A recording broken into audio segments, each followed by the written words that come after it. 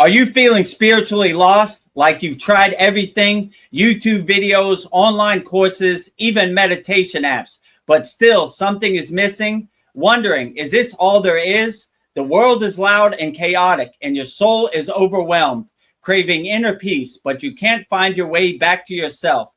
This is exactly why I created the Kriya Yoga Masterclass and my proven soul coaching system to help people just like you.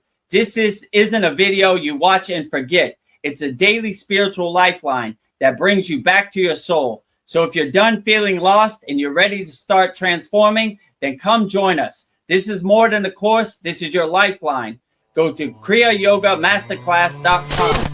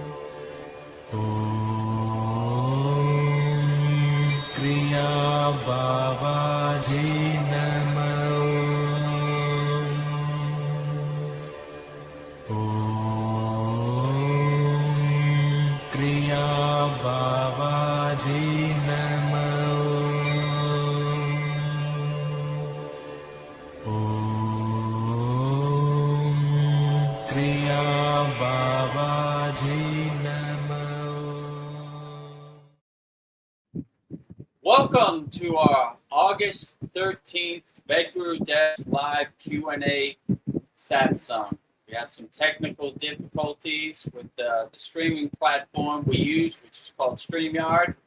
So we're 20 minutes late, but better late than never. So we'll get started with our Vedagurudev live Q&A Satsang. We are joined by our very auspicious guests, as always, Goddess Lakshmi Devi, the goddess of infinite abundance, wealth, and prosperity. And I will say her mantra 3 times. Om Shari Klim Lakshmi Narayana Vyam Namaha. Om Shari Klim Lakshmi Narayana Vyam Namaha. Om Shari Klim Lakshmi Narayana Vyam Namaha. Next to her is the highest of them all, pure consciousness himself, Adi Yogi, the first yogi, Lord Shiva. And I will say his mantra 3 times also.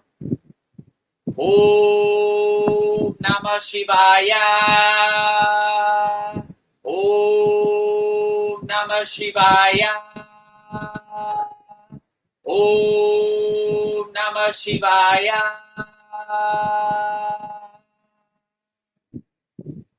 Next to Lord Shiva, behind Mataji, is the remover of all obstacles, Lord of success, Lord Ganesha, and I will say his mantra 3 times also. Om Gam Ganapataye Namaha. Om Gam Ganapataye Namaha. Om Gam Ganapataye Namaha. In front, the fountainhead of Kriya Yoga, the deathless, immortal, Himalayan yogi, Babaji himself, highest Kriya yogi of all, our beloved Vedagurudev. I will say his mantra 3 times also. Om Kriya Babaji Namo. Om Kriya Babaji Namo. Om Kriya Babaji Namo.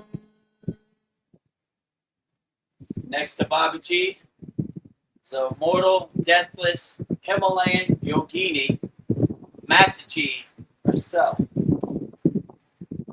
Female Shakti Kriya Yoga energy. I will say her mantra 3 times also. Om Kriya Mataji Namo. Om Kriya Mataji Namo. Om Kriya Mataji Namo. So now that we have welcomed all our honored, auspicious guests, see all my certificates here. Let's get started with our August 13th Vedagurudev's live Q&A Satsang. So if you have any questions, put it in the YouTube chat. We'll be sure to answer it. Also, if you haven't, subscribe to @Vedagurudev YouTube channel. We have 950 subscribers. We need 50 more. So support the movement. Join our Kriya Yoga family. We have very great interactive videos too. Babaji quote every day and a Satsang Soul Talks edit every day. And we had a very great one. If you missed the last Soul Talks, my face turned into a glowing light. I can't explain it. So if you want to see it, go back and look at it. There's a 20-minute video about it. You see how it happened in real time. I was answering some questions, and my face is turned into a ball of light. So that was very great. And discover the secrets of Kriya Yoga, 100% free, no pressure, kriyayogashop.com. We have over 602 members from all around the world practicing Kriya Yoga, a very interactive, free Kriya Yoga community. So join our group. It's 100% free. We have beginner mini courses in there, get you started on the path practicing Kriya Yoga. If you're ready to go to the advanced techniques and master the supreme science of Kriya Yoga, go to kriyayogashop.com. Join our very loving interactive community, over hundreds of classes, very interactive community, live class every Saturday. So join the movement. Whichever one stays with you and feels the best to you, that is the best path. So let's get started with our August 13th Vedagurudev's live Q&A Satsang. And if you have any questions, put in the YouTube chat because we need your questions. We're a little late, so we're not joined by our usual guests, but make the best of it. You know, it was beyond our control. It was a StreamYard problem. That's the platform we use to stream. So bear with us, but we'll still get to your questions. So if anybody's on the other YouTube, tell a friend. This is the new fixed link. So so let's get started, I guess. Well, Vedagurudev, we just have one more obstacle. Your audio is a little off. I can hear all the background sound. I don't know if there's anything you can do, or we'll just live with it. Really? All right. There's always something here. Audio. It always gets. Okay. Tell me if this is better. That sounds much better. Yeah, it connected to my Bluetooth earphones instead of my microphone. So, Lord Ganesh, remove our obstacles, please. duct taping this satsang together here. You know, it's been test after test this one, but all right. Well, does my camera look okay? And does everything else look okay? My microphone. Yes. So all right. Let me look at you full screen. Yeah, the banner looks like it's hiding your microphone, so I think you're good. All right. So yeah, take 2. So there's been problem after problem today, but at least we got the mantra Monday with Mataji worked out perfectly. After that, everything went into chaos. So but we're still working. So anybody who's on the YouTube chat, this is your opportunity. Usually I get some long-winded, but I need your help. So whatever question you have, put in the YouTube chat. I'll answer it wholeheartedly.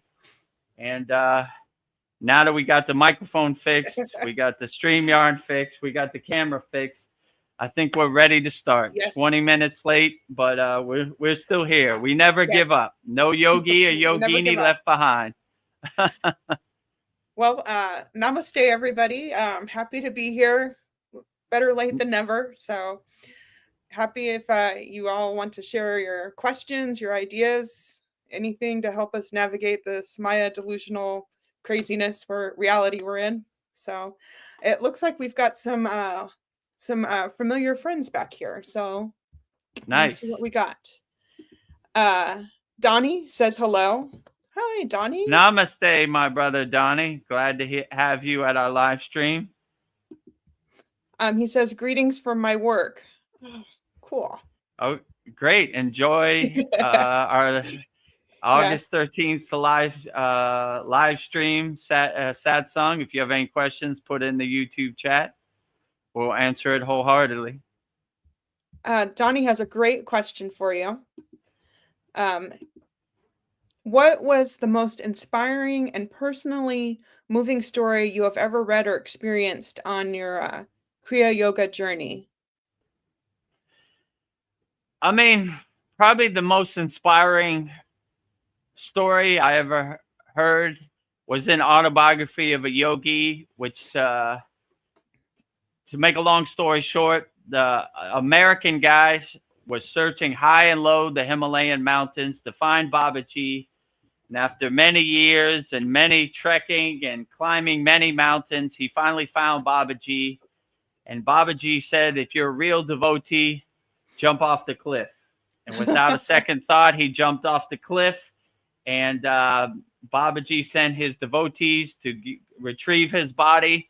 And when they retrieved his body, Babaji revived him and said, you're worthy. You have the right devotion to be a disciple of mine, so you could join our group. So every time I hear that story, I always feel that's me. I'm an American guy, and I'm always jumping off the cliff for Babaji, no matter what he asks. So all these satsangs, all these soul talks, the Kriya Yoga School, everything was Babaji telling me to jump off the cliff. So that's probably a story I resonate with the most, because I feel that that story about Babaji is talking about me. So I'm always ever ready to jump off the cliff for Babaji.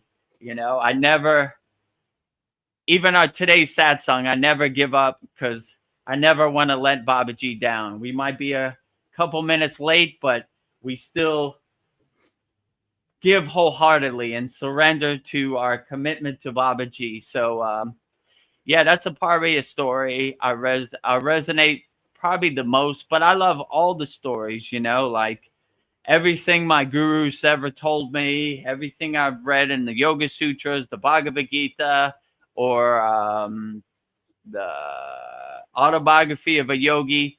Any of these books really resonate with me. I always felt it was my calling to be a Kriya Yogi, right? So when Babaji struck me with his lightning bolt in Kathagarma, Sri Lanka, I've been, my thirst for Kriya Yoga has been undeniable. Like I've just, instead of doing less, I do more live streams, more classes, more posts, more everything. Yeah. So I just, you know, like I fell in love with Kriya Yoga the day Babaji struck me with his lightning bolt. So I love all the stories. I love all the Kriyas. I love Babaji wholeheartedly. I love Mataji wholeheartedly. I love all the ascended masters who have come before me: Yogananda, Yukteswar, Lahiri Messiah, all my teachers, my guru, everybody, anybody who practices Kriya Yoga. I love you out there. So yeah, that's what basically I would say. That's probably my best answer for that, you know.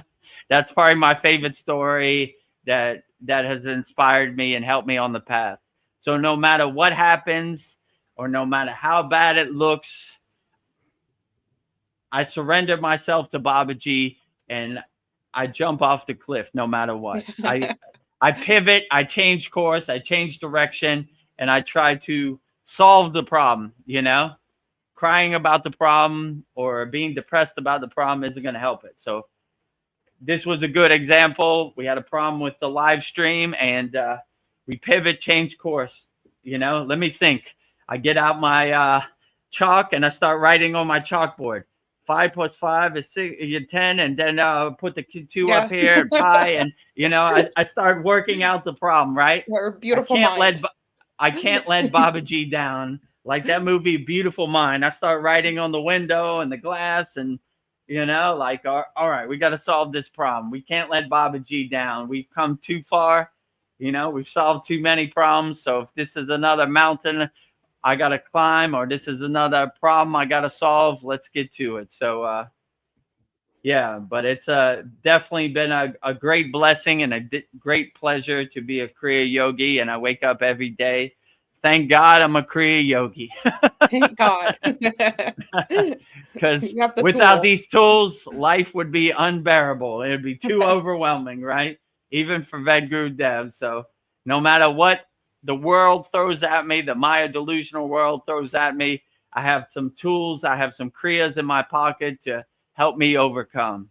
Because in 2025, this world is unbearable, right? Without some tools. So if you need some tools, support the movement, subscribe to our YouTube channel, join our free school. And if you like the value, then you could come up to our paid school. But let's get you some tools, because this world is too dense and too heavy for sure, for all of us, Vedagurudev included. Yes. Well, Donnie says he loves the new setup. Thank you. Looks nice. Yeah, outside. We decided to do the Satsang outside and bring out all my certificates and all of our deities, and yeah, let them breathe, get some air. And Noelle says, greetings. Greetings, Noelle. Oh, and we have Mariana here. She says, namaste, friends. Namaste, Mariana. I'm glad all of our A1 Day 1 regulars got the message and got the link and are here to join us. Yeah. I was telling Veronica this might be a very short one because but people got the message. Yeah, Vedagurudev like, do you have questions? I'm like, yeah. I got questions. Well, the show will go on. But I'll answer all of Veronica's questions wholeheartedly, because I don't know if anybody's going to show up, but it seems to be working out pretty good. 20 minutes late, but the show must go on. Yeah. No yogini or yogi left behind, you know. Everything is working out. Oh, I have another question for you from Donnie. He says, what do you think most students or people from the West struggle to let go of when learning to release attachments? Oh, that's a good one.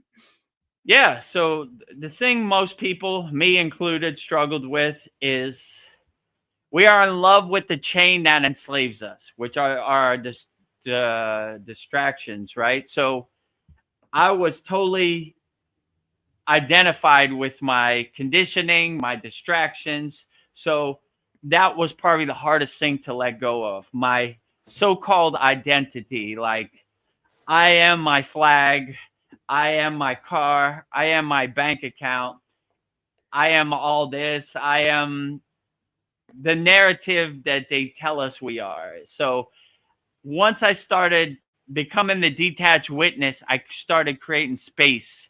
And I started becoming more the witness than more the actor in the movie. And I begin to see that none of these things identify my soul. My car is just a piece of metal. It doesn't enhance my soul. My soul doesn't care about my car. So, or my bank account, how many ones and zeros I have in my bank account, doesn't identify who I am inside me as me. So like I begin to become aware that all this conditioning and all these distractions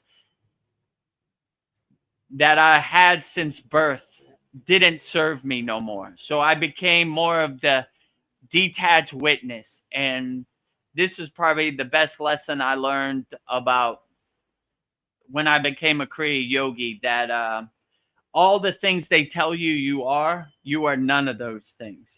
So it doesn't matter what other people say. And I became, over time, more of a fearless yogi. I didn't fear anything, right?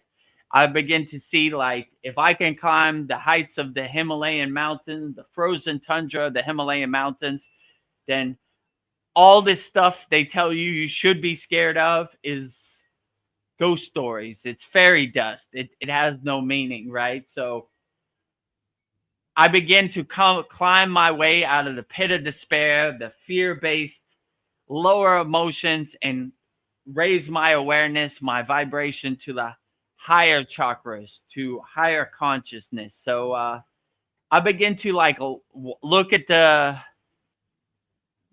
comedy on the Maya delusional stage as the joke it is. Like, like, what do you think about this? Or what do you think about that? What do you think about the auto pen? What do you think about Donald Trump?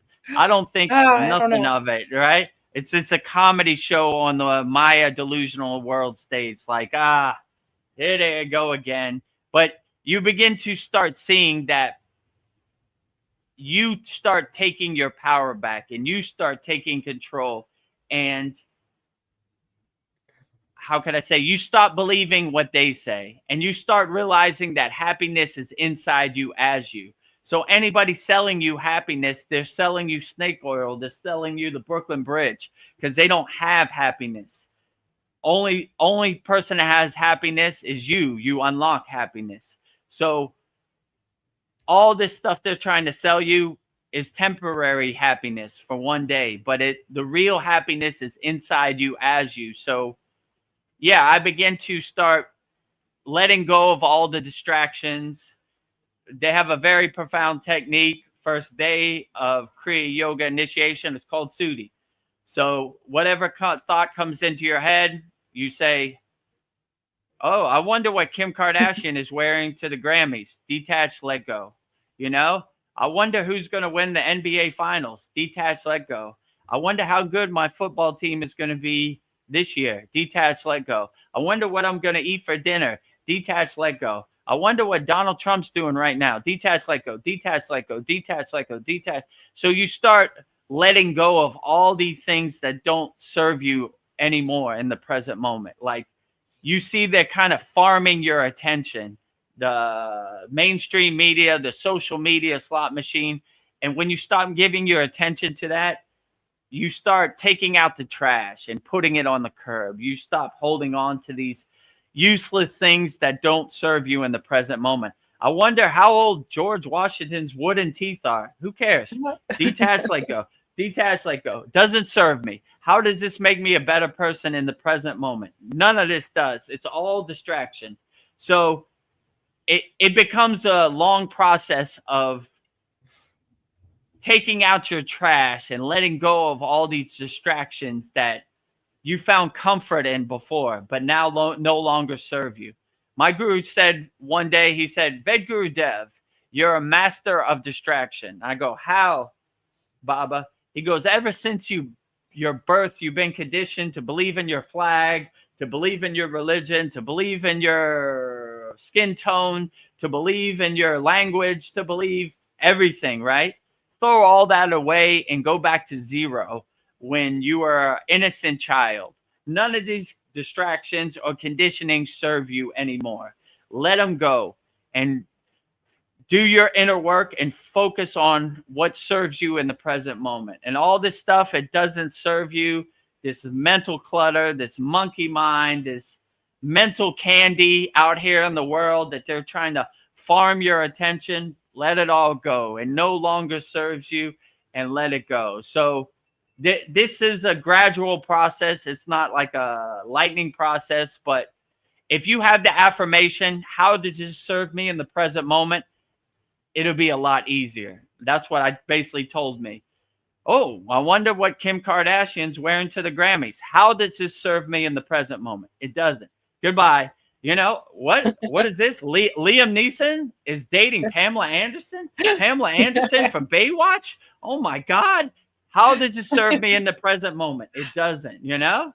Oh, they're gonna put Bill Clinton in jail.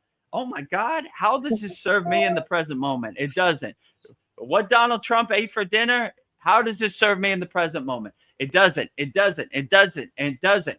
Then you start focusing on what does serve you, and then you start doing your inner work. You start unblocking your chakras. You start doing your inner work, focusing on your inner work, and that's how you go through the process of deleting all these distractions or diluting them as much as possible, because there's always going to be somewhat distractions, but you don't want 100% distraction. You want 10% distraction.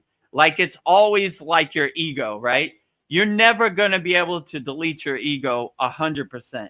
It's always, like Krishna says in the Bhagavad Gita, it's always hiding behind that tree over there. So once you know that the ego's always around, but you're aware of it.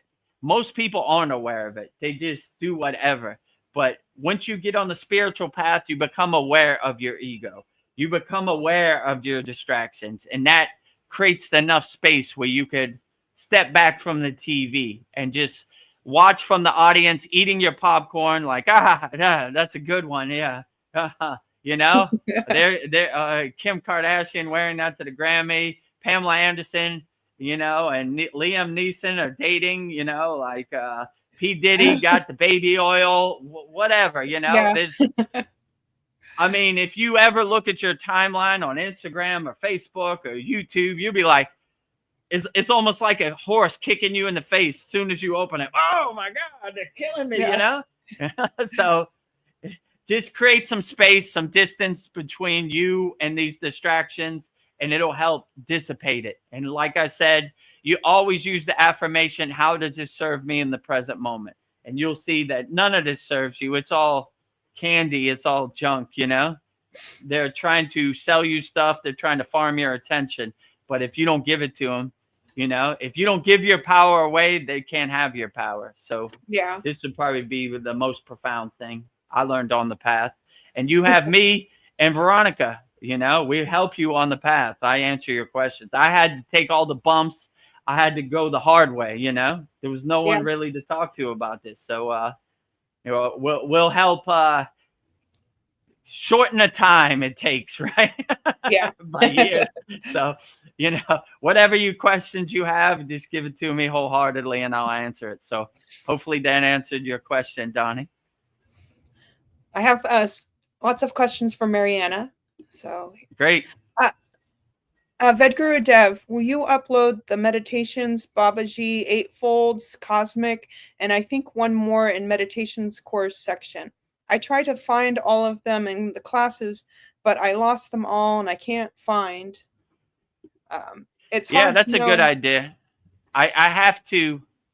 Yeah, like those are meditations I have to put up. I mean, I could send you the class.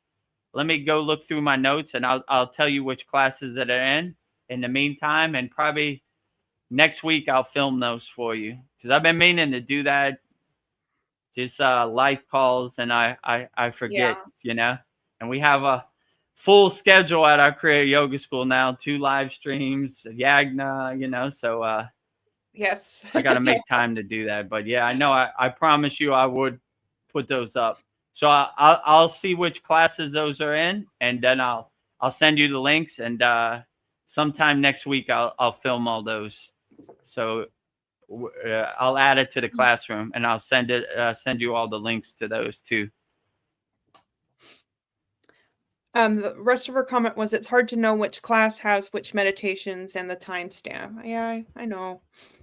Yeah, so I'll make a note of those what you said, and I'll send you the links for the class. I gotta go back and look at my records. Which one was it? It was the Eightfold Pranayama, yes. Patanjali's breathing. That was one. What were the other ones? She said, but Babaji's Eightfolds, Cosmic, and I think one more in meditation course section. And they're Okay. all like, yeah, Cosmic Expansion we did like 2 or 3 weeks ago, right? yeah. Um, and Eightfolds, Babaji. Eightfold is Patanjali's pranayama breathing.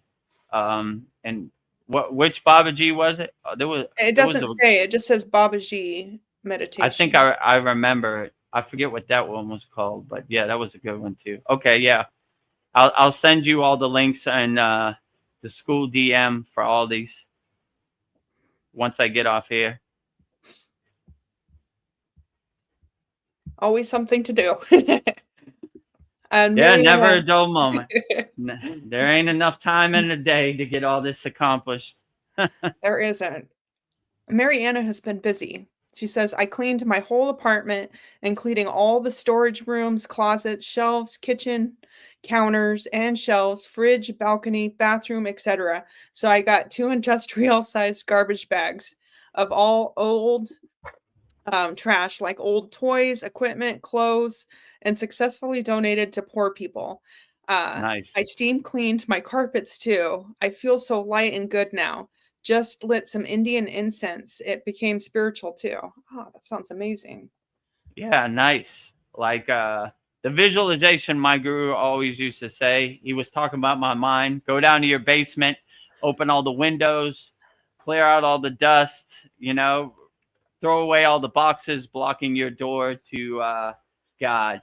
Because we always want to keep our inner temple clean and our outer physical temple clean, our house, our ashram. My guru always used to say, wherever you lay your head, Vedagurudev, any yogi or yogini, that is your ashram. So we always keep our ashram clean just in case Babaji decides to give us an audience.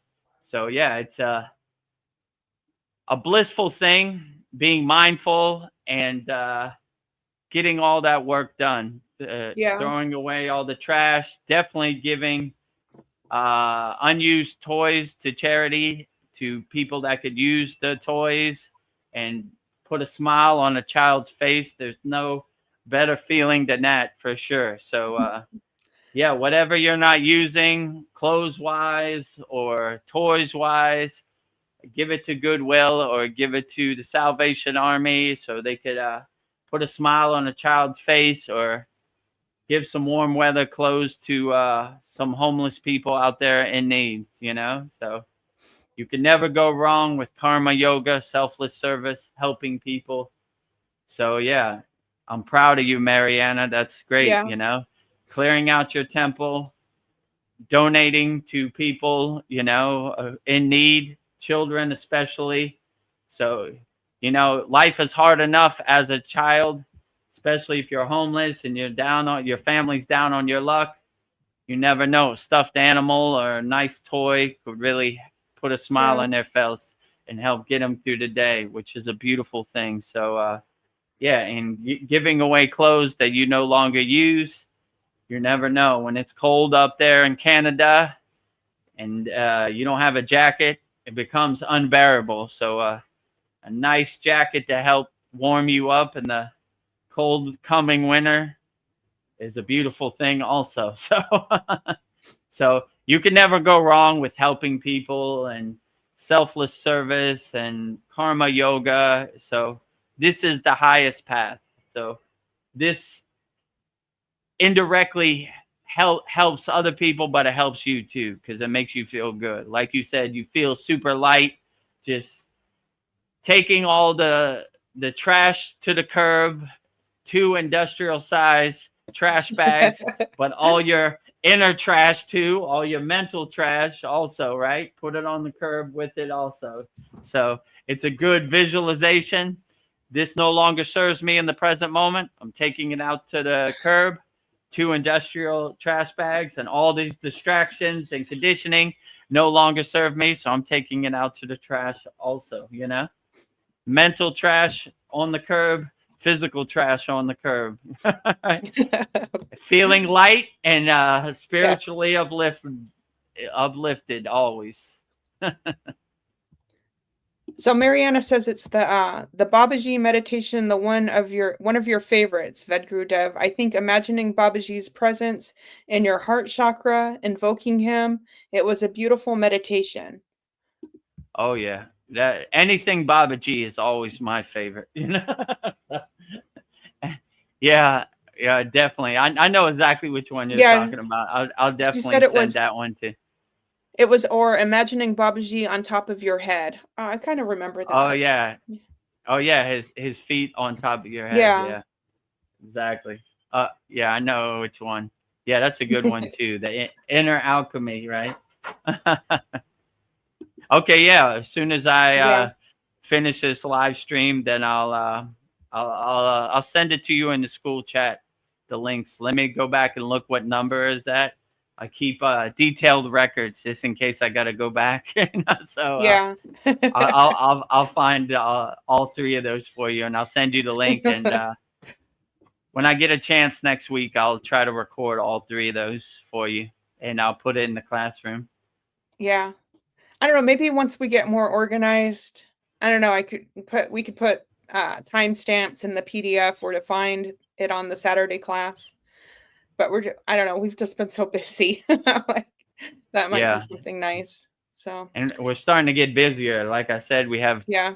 600 free members, so it takes a couple hours when I wake up every day to respond to everybody's Me message too. and like their post. And so it's getting a little overwhelming. We have 52 members in our paid schools, so that's going up too. So never enough time in a day to get it all done. But I love Kriya Yoga, so this is not work for me. This is a Yeah. blessing. So if it takes 24 hours, then I'll stay up 24 hours, you know? That's just Like. that's just what it is. Emoji, prayer hands, prayer hands, you know?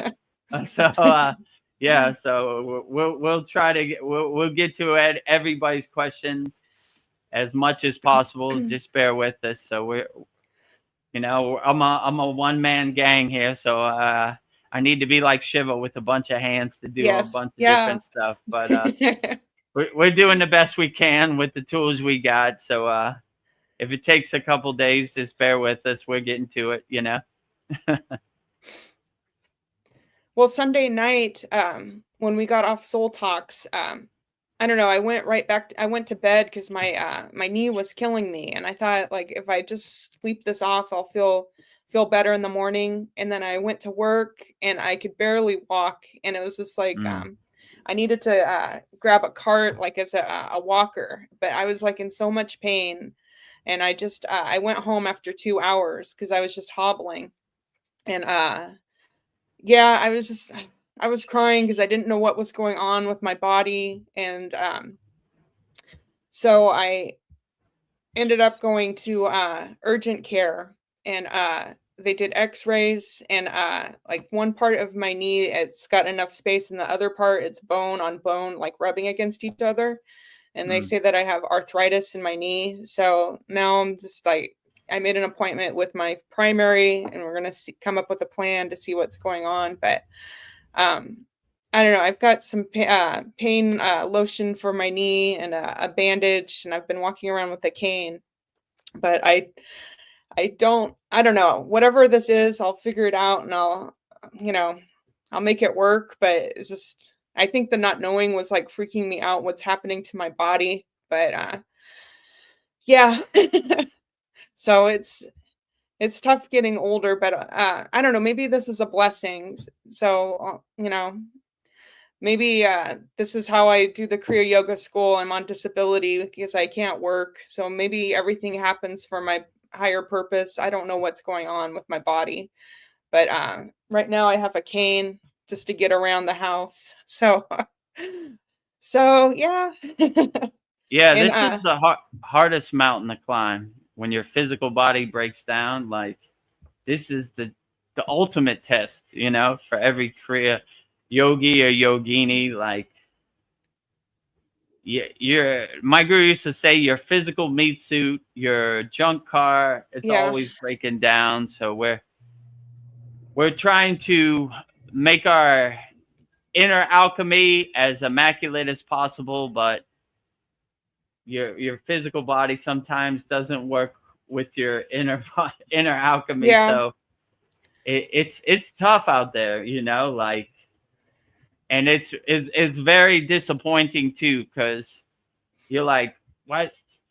I need my body to work with me, you know? Like if you're in Yeah. a state of pain, pain blocks the flow of prana. So you kind of got to heal your body first before you could get into a state of meditation or any of these, because it's hard to meditate when you're in pain, you know? Like Yeah. it's almost impossible. Like if you're in a state of pain, like no matter how good of a yogi or yogini you are, that monkey mind is there. Like, I can't sit like this no more. I'm in pain, you know? So like, yeah, I understand. This is a tough mountain to climb, you know? And when your physical body starts to break down, then yeah, it's tough to really meditate and focus inner when you're in a state of physical pain. So Yeah. And keep moving, Veronica. You know, I yeah. have compassion for you, because yeah, my body was in shambles when I got on the path of Kriya Yoga, and it was a long process to kind of get it back on the right track. You know, like when I first started Kriya Yoga, I had like a hunchback, because decades of reaching over to DJ, Yeah. right? So gradually I started straightening my spine back again. If you don't know how to straighten your spine, imagine a string on top of your head, pull that string up, make your shoulders back, chest expanded. So I had to constantly do that, you know, Yeah. Like, over and over and over. So it takes a little while, but it's possible, you know. So yeah, just keep a positive mindset yeah. and keep going straight. But I definitely feel compassion out there, because yeah, so sometimes your physical body just isn't working with you, and Yeah. that takes a lot of mental mastery to overcome. Let's say it like that, because yeah, when your physical Yeah. body is in a state of pain, it's not a conducive meditative state that you want to be in. It's the opposite. It's a monkey mind activation going crazy, you know? Well, I don't know. I'm in good spirits now. Whatever it is, I'll make it work, and I'll just, whatever, if I have to walk with the cane, then I'll figure it out. Like, or if I have to get knee surgery, I feel like everything happens for a reason. So I'm just trying to find the silver lining in this. And yeah, that line in when you get married and sickness and health, it's really hard for me to take help from people. And my Yeah. husband, he took the day off, and he got a wheelchair, and he was wheeling me all over. And I don't know, that was hard for me, but I don't know, if he wasn't there, it would have been really hard for me to walk around with this cane, hobbling all over, walking miles to find the doctor's office and the pharmacy. It would have been hell. So I'm thankful that he was there. He took the day off from work and helped me. But yeah. So that was, I don't know, that was humbling. This is like, sometimes I need help. So I'm grateful for that. So yeah, when we were in the Himalayan mountains, there was we had our own Kriya Yoga hospital in the cave, right? Where some yogis were hardcore yogis, and they decided to walk up the Himalayan mountains in bare feet. And there's 10 million rocks in the Himalayan mountains, and they become eroded, and they become like knives or like razors. This one guy, his feet was like beef jerky from walking up there. I was like, why did they call sandals like chapels, right? We're like, why didn't you wear your chapels? Like, why didn't you? I'm a real devotee. I walk up barefoot. Some they wear what's called a dhoti, right? Which they tie it. it's so thin. It's like a thin bed Nothing. sheet, right? It's nothing, right? It just covers your private parts. And it's, it's the Himalayan mountains, Mount Everest, right? It's freezing cold out there, Yeah. like, they have frostbite, their feet turn black. And, it's like, why did you do that? Like, I don't know. I didn't have money for a jacket or whatever. Like, all right, well, let's get to work. So Yeah. collectively, we uplift everybody. So if we're in need, they uplift us. So we look for the opportunity to heal people. So it's good to ask for help, not be a hardcore yogi. Like this is an individual path. If you're up there by yourself and you don't have no community, that's one thing. You're going to have to heal yourself. But if you have like-minded brothers and yogis and yoginis, let's fix your feet, Yeah. Here, you need some sandals, take my sandals, like, Yeah. let's be better. But yeah, it happens to all yogis and yoginis. Sometimes your body breaks down, even Ramayana Maharishi, right? He was in a state of samadhi and rats started eating his body, right? Oh, God. Which gave him health problems later. But he was in his blissed out, happy place where the temple rats, he didn't even feel it. So, it happens to the best of us. Let's say it like that. So try to preserve your body and take care of your body. And if you go through something, then don't feel bad to ask for help. We all need help sometimes, So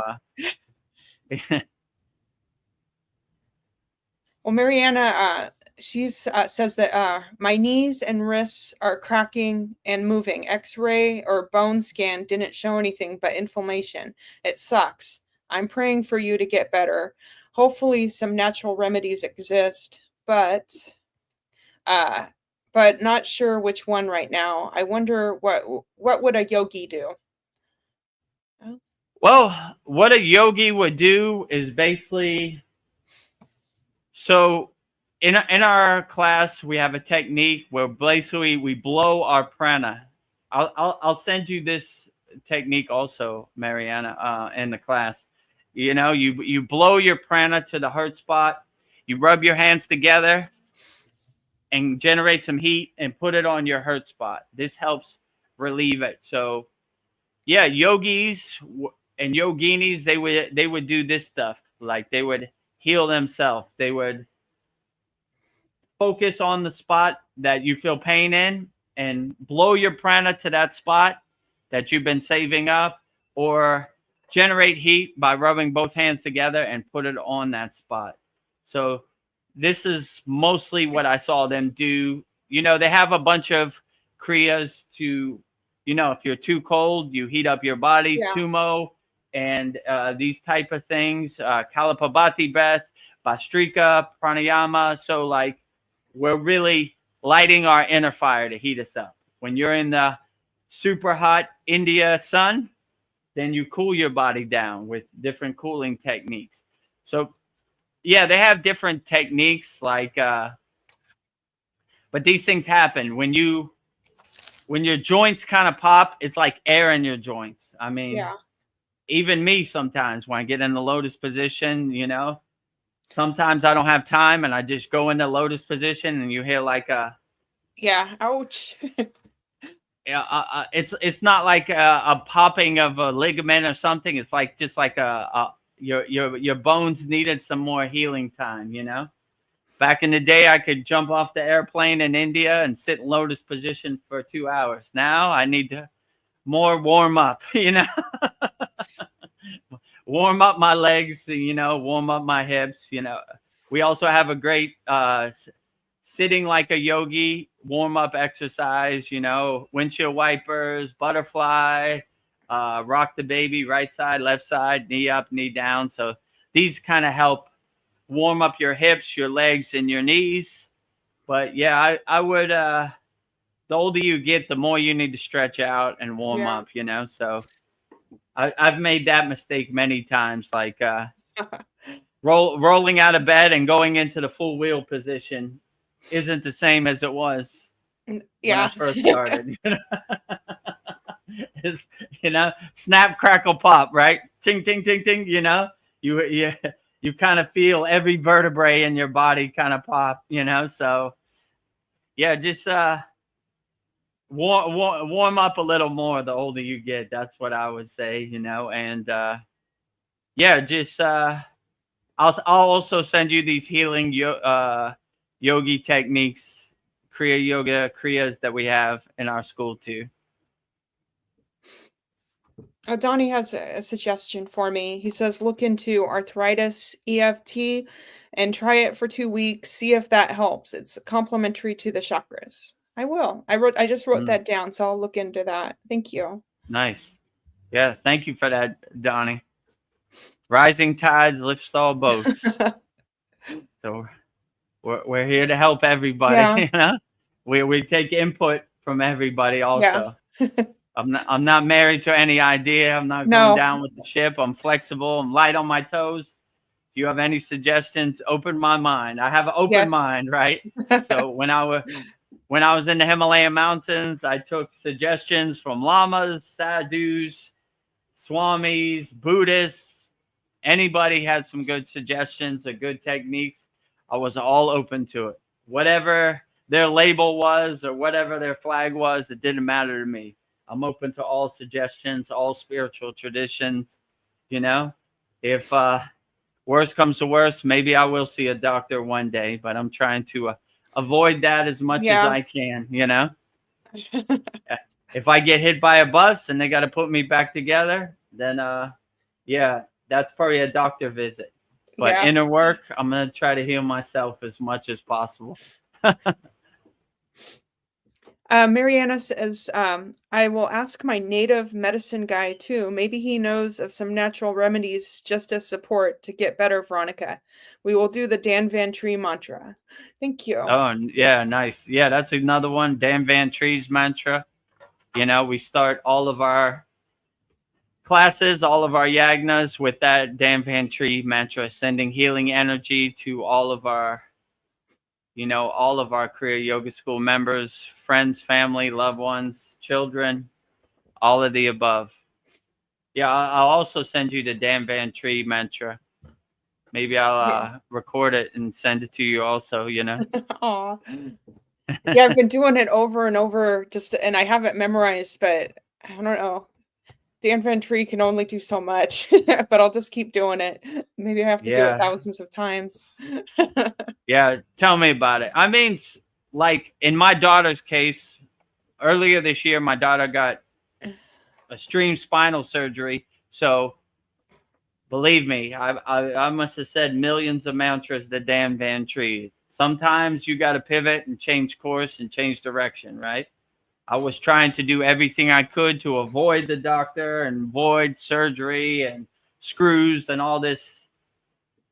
I didn't even want to think about it, but it came to the point where the alternative was way worse than that. So, all right, well, to clear the path for that, I'd rather heal my daughter naturally, but it just ain't happening. So sometimes you got to adjust and accept reality and keep moving, you know?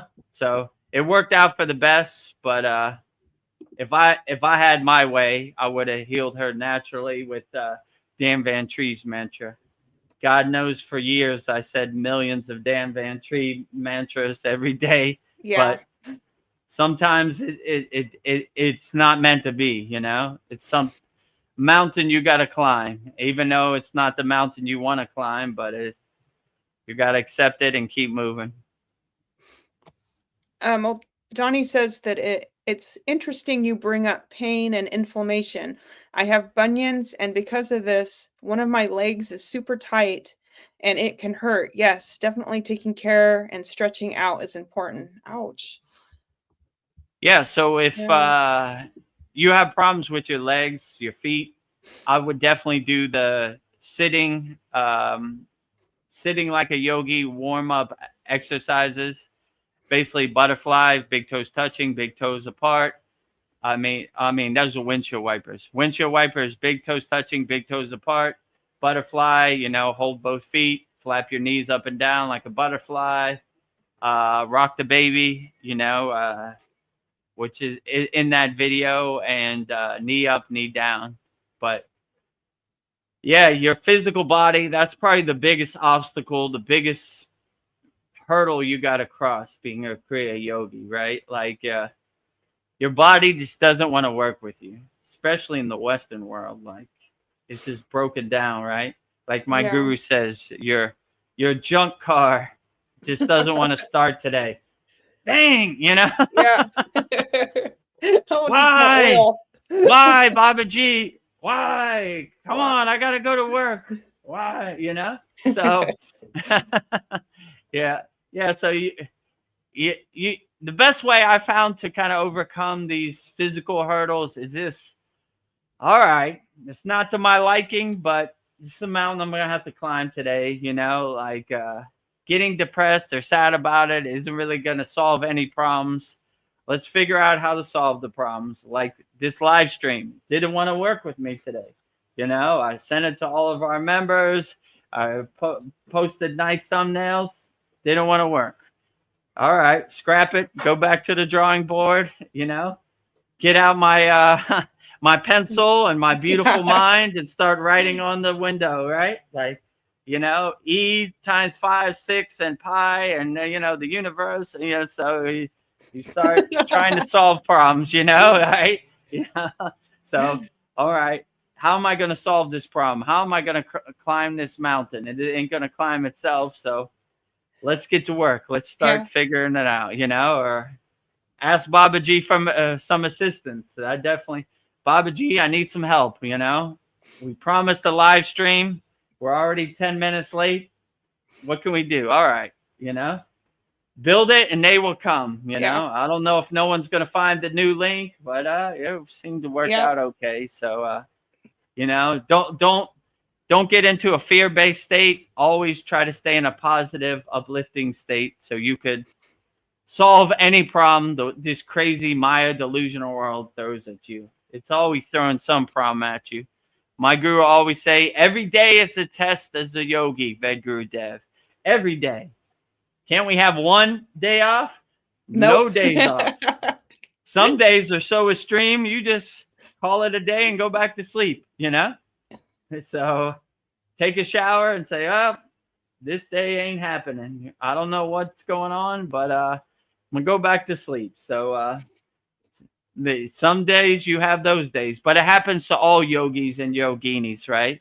It's not, most people see a yogi and they're like, every day is a blissful enlightenment day. But when you're in the world, probably not, you know what I'm saying? Yeah. You'll be lucky to have an 80% day, There's always some test. There's always some obstacle you got to cross. So just take it on the chin, take it with a grain of salt, put a smile on your face and climb that mountain, no matter what it is. Yeah. Well, like the word Kriya means action. I guess we could have given up, but we found a solution. We made it work. So I guess every problem has a solution. We just have to take action. Can't never let those yoginis and yogis out there and YouTube live stream world, can't let Baba G or no ascended master, That's one thing they could probably say about Vedagurudev and Veronica. They don't give up. They're going to figure out a way, right? Figure out a way. Let's see what happens, right? If I gave up, then it was very extreme because it takes a lot for me to give up, So well, pivot, change course, change direction, be light on your toes. All right, that's what you want to. You want to dance? I'll dance with you. Yeah. Come on, let's get it going. All right, this ain't my first day at the rodeo. Let's start dancing. I slept in a cave in the Himalayan mountains. I climbed the Himalayan mountains. Light work over here, right? Light work. Kindergarten. All right, you. It's going to be a headache to do change all the links and everything, but I was born at night, but not last night, so I'll get to work no matter what. Right? You think I'm giving up? Try again. Never give up, right? Yeah. No yogi or yogini ever left behind, you know? Yeah, even though we were late, we have more people than we usually do on YouTube, so maybe this worked out to our advantage. So, yeah, better late than never. Yeah, maybe it's better to have a surprise Yeah, live stream than announce it and like, yeah, yeah, bells and whistles. yeah, give people time, whatever evildoers out there, time to sabotage us. No way. Right. Yeah. Well, sneak in here. Donnie, he says, yes, a well-oiled machine is my goal over surgical intervention. Someone had mentioned looking into a low histamine diet to avoid extra inflammation and discomfort. Oh, that's interesting. Histamine diet. Yeah, like whoever's going through some physical problems, going through some mental problems, I would just test everything, right? And I Yeah. would see, I wouldn't listen to anybody about your body. I would test what works for you, right? So I would say, all right, let me test another Try diet. it. Okay, that didn't really work. Let me try something else. But I would just go through everything and see what really works for you. Because in my opinion, most doctors are kind of guessing anyway. So they don't really know how you feel inside your body. So I would test everything. That's why I like when they say the supreme science of Kriya Yoga. We test it, we observe it, we experience it, so we know it, right? So you know your body better than anybody. And I would just say, test what works best for your body, right? And what uplifts you. When I started on the path of Kriya Yoga, I wanted to learn all the Kriyas. And I basically tested them and I said, these ones really work for me, putting them in my pocket, put them in my toolbox. These ones don't work for me. Maybe they work for other yogis, but they don't really uplift me. So Yeah. putting them on the side, right? Putting those on pause. But really find what works for you and uplifts you and makes you feel the best. And that's probably the best because, a lot of people out here are going to try to say this works best for your body. This is what you should do. But really the person who has the best discernment and discrimination is you, right? You are the best healer of your body. You are the best knower of your body. So don't let other people's science become your science. Use your science and what makes you feel the best. That's probably the best way and relieves your pain and helps you the best. That's what I would say. So just because somebody wears a white coat doesn't mean they know how you feel inside your body. You know how you feel in your body, and use your own discrimination and discernment to see what works for you. That is probably the best way to heal yourself. So try it all, test it, and observe it. And what makes you feel the best, that is probably the best thing to do for your body. I don't know. Donnie says I'm not saying that. So where did we go wrong? So his comment was, yes, a well-oiled machine is my. Oh wait, here we. Noelle, it is my girlfriend together. We are the dragon. Oh, okay.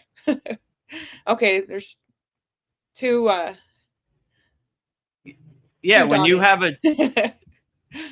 have a twin flame, you have one fire and she has another fire and you become together, it's a super fire. So you turn into a super dragon, Yeah. not a small dragon, a super dragon. And sometimes, in my case, this happened to me a lot. I'm a man, so I'm too attached to the masculine. And it's hard for a man to become accepting a more female energy or Shakti, so it's good to have the balance of the Shakti, right? Instead of too much masculine, not enough feminine. You want the Ida and the Pingala. You want the masculine and the feminine. You want the Shiva and the Shakti. So it's always the good to have some real pure Shakti feminine energy to balance you out. because I definitely needed that. I had all mantra diksha for all, all male deities, Shiva, Krishna, Ganesha. My guru said, no balance in that. You need Yeah. feminine, and that's when I got Lakshmi and Saraswati and Kali, balance it out, right? We started a new thing this week. The first one is up. It's called Mantra Monday. So I do one mala, 108 Raksha beads of a mantra, right? So this one was Babaji. We just filmed before this class. Mataji. So we're balancing it, right? Male, female, male, female, male, female. So that's how we're going to go back and forth to have that balance. All males, no balance, So you always want to have that balance. And if you're lucky enough to have a female partner on the spiritual path that gives you that balance, that's a beautiful thing. So, yeah. Not a small dragon, a big dragon. Yes. Not a small fire, a big fire, right? Super fire, right? One fire, another fire. Yeah. Together merges one super fire. One dragon, another dragon merged together, big dragon, I used to watch this cartoon when I was younger. It's called Voltron, right? It was like Voltron Activate. So it was all the robots coming together to create a big robot, who will always beat the Godzilla, the dragon, whatever it was, the monster. So, if you can, if you can have strength in numbers, then you always win the fight, Yes. Oh, Mariana. Mariana says, I know I overstretched my wrists at the gym back in 2019 doing the full wheel pose. They started cracking and moving out of place after that. Oh man. Yeah, that definitely happens. I can relate. The full wheel pose. The problem with the full wheel pose is once you go up, you're locked into that, right? So if your wrists are a little off center, like not balanced, or your feet, yeah, that can happen. I've twisted my wrist many a times in the full wheel pose, so I know exactly what you're talking about. So it's important. I learned this the hard way before you go up into the full wheel pose to make sure you have all your weight distributed evenly, right? So if your foot's a little off, and Vedagurudev try to be a yogic superhero, so he's like, I'm gonna ride this out, then you come down, you're like, ooh, man, got my wrist, got my ankle, like I held that too long, especially like when you're in the presence of your guru and he's like watching you, you're like, you okay, Vedagurudev? Yes. Then you come down and you're like, oh man, I held that way too long, like I didn't have my wrist in the proper position. So yeah, it happens. But I would say if you do the full wheel pose, just make sure you're aligned, right? Make sure your weight is equally balanced, because I know from experience, just having your wrist a little off, it can put you out the game for a couple days, I remember there's one asana we have. It's like the kneeling pose of firmness, Supta Vajra Asana, right? And for whatever reason, my Achilles were super tender, right? And what I like about this asana, I call it a time bomb, right? So when you do the asana, you're like, no problem. I relaxed in the ease with this. Next day, you wake up, you try to walk down the stairs, you're walking down sideways, like, ooh, man, my calves, that I held that way too long. So some of these asanas, you don't feel it in the moment, but the next day you feel it. So take it easy, like, don't be like Vedagurudev, like, oh, I could sit in here all day. Wrong. Wrong. Next day you're out of commission, right? You got to walk down the stairs backwards, like, oh. So yeah, just take it. These asanas, you should take it slowly and gently. Like, if you feel any discomfort or any pain, just come down, don't try to ride it out or don't try to look cool, just try to come down. So I've learned the hard way. Anytime I'm in the full wheel pose and I feel a little off, I'm like, let me just come down. It doesn't feel right today. Or some days you feel really right. You're breathing into your spine and it just feels a blissful process. But yeah, I wouldn't overdo it. I would listen to your body. Your body's the best teacher that your body would tell you, right? Like, all right, you'll feel like a click. Or if you start feeling pops in your joints from doing any asana, just come down, right? Like, it's like your body giving you like a warning signal, like, all right, enough of that, Today, I've had some days where I wanted to do the full wheel pose and it just wasn't happening. I can't explain it, So some days you got to say, oh, I guess it's not meant to be today. I'm not going to force it. I'm not going to hurt myself. I'm going to just let it flow, Yeah. Any of these kriyas, any of these yogic practices, any sadhana should be a blissful, relaxed, comfortable process, right? If you feel pain in anything, like I always say in the class, just come down, right? Because pain is blocking the flow of prana. So you always want to be in a comfortable, relaxed state. That's how you go super deep into meditation or super deep into your asana practice, just by relaxing into it. So anytime you start feeling any pain or discomfort, or you start hearing your bones pop, I would just come out of it, you don't want to force it. You want to feel the bliss in doing the asanas. So, yeah, but I definitely understand where you're coming from, Mariana, because I've definitely had that experience multiple times, Yeah. And sometimes I go into samadhi and I'm sitting in the lotus position, full lotus. Like that one day I happened to go into samadhi for 5 days, right? And my legs were totally gone, right? Like I couldn't stand up at all. They were gone, right? I had to do everything in my power for 2 days to bring back blood and life to my legs. They were gone, right?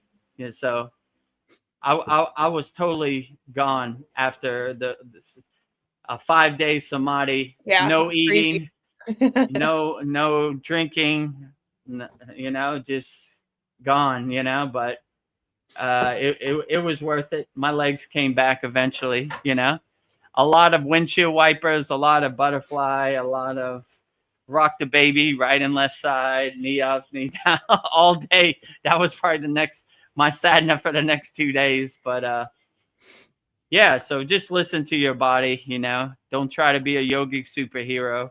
If you feel any pain or discomfort or hear any pops or anything, just come out, that would be my best advice, and I've learned the hard way, because I've been, I've injured myself by trying to be a yogic superhero.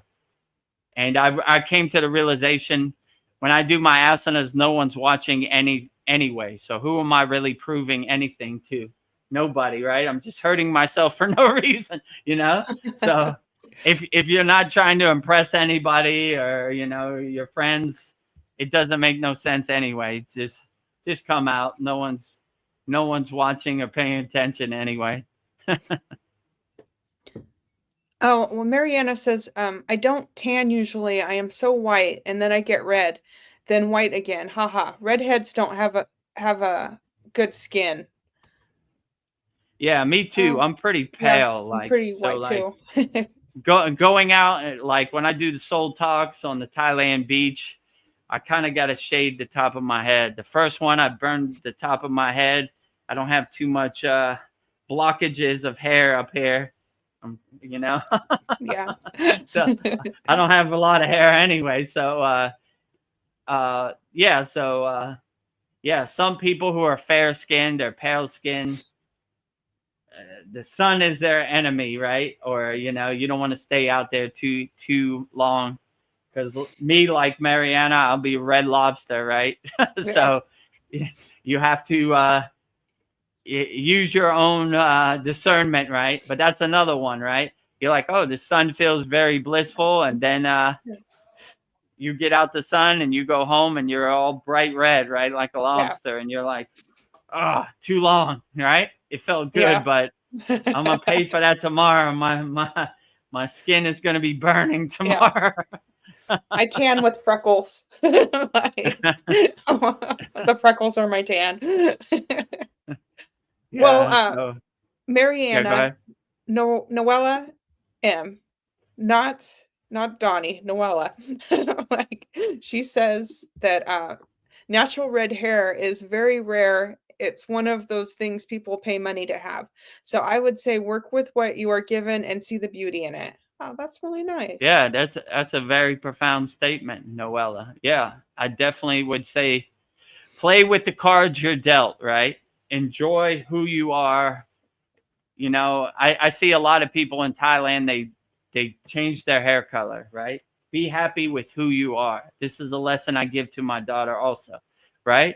We play with the cards we're dealt, you know, so enjoy who you are. You've had a great gift of red hair. It's very beautiful, and enhance it, you know, be proud of it. It's a true blessing, right? So I instead of trying to change who I am, I try to play with the cards I'm dealt and enjoy it as much as I can. This is the hair color I got.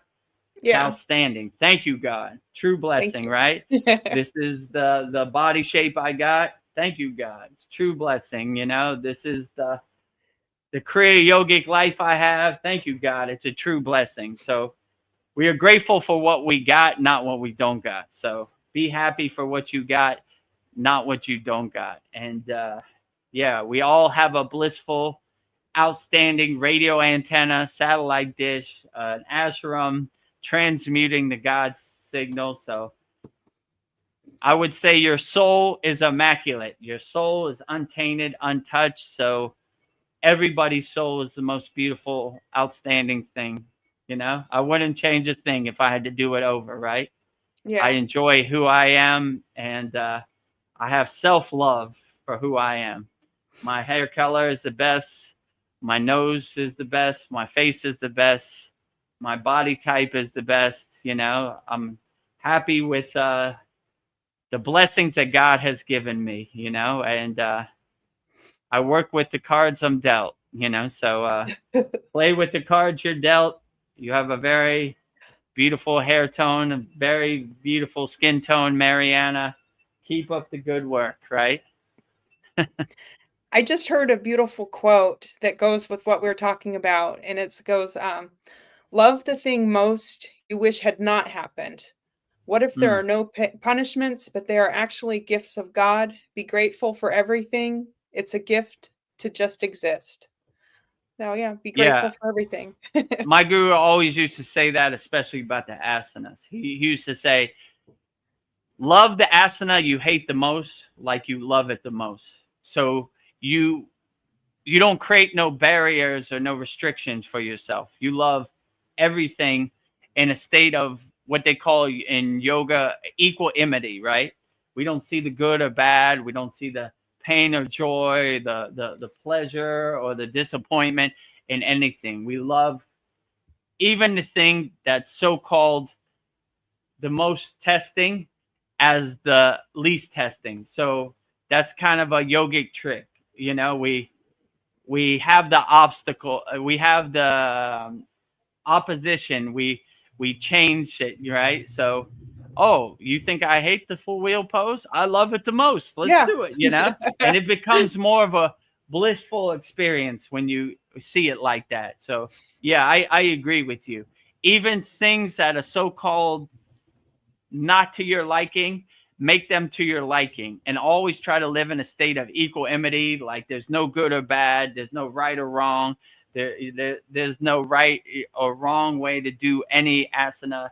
We love them all equally. So that's really helped me also, because when I changed my mindset and my perception of that, it kind of dissipated the so-called dread of waking up on full wheel day, you know, like, today is full wheel day. Can I skip it? If you jump out of bed like, woo, full wheel day, Outstanding. I've been waiting for this, right? So, you kind of jump out of bed, with a big smile on your face. So approach even the worst things like the best things. That would be a good way to live in equanimity, right? Like, don't create mental barriers for yourself,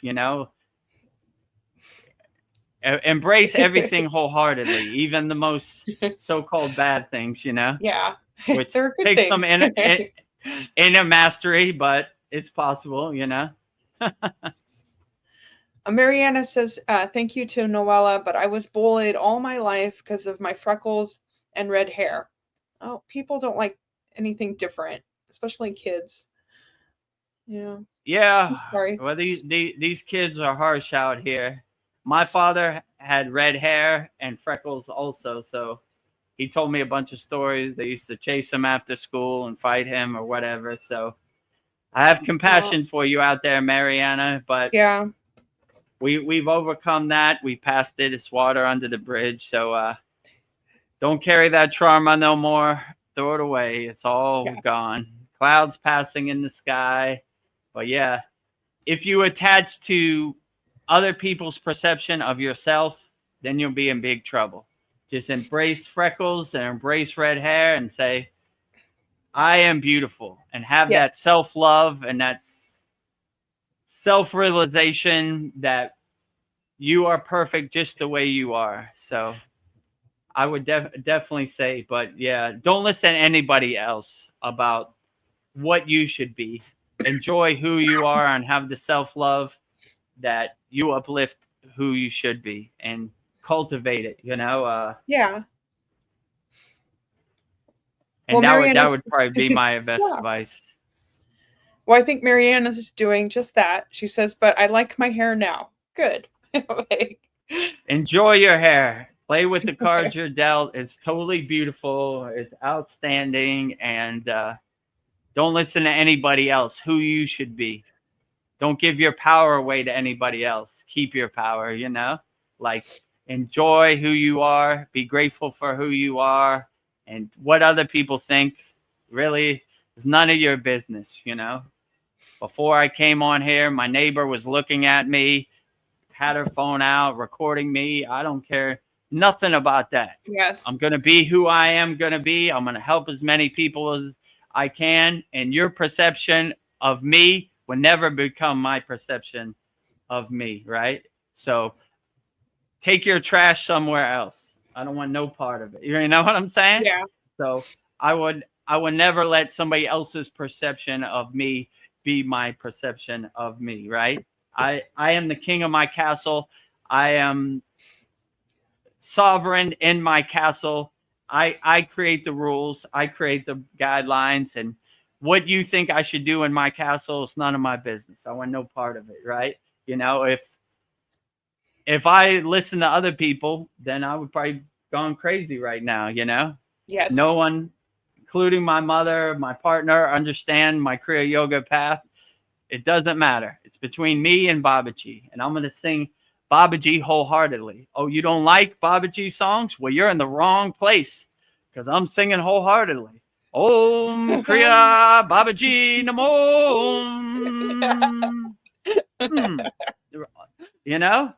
So if you think I'm going the other way, I'm going further that way, So when I'm going to lean into it. If you don't like it, I'm going to make you really not like it, So if you don't want to see any mantra japa or any bhakti to God, get ready. you don't come by my house, because that's what we're doing all day today. Yeah. So if you think I'm going to change for you, you're dreaming.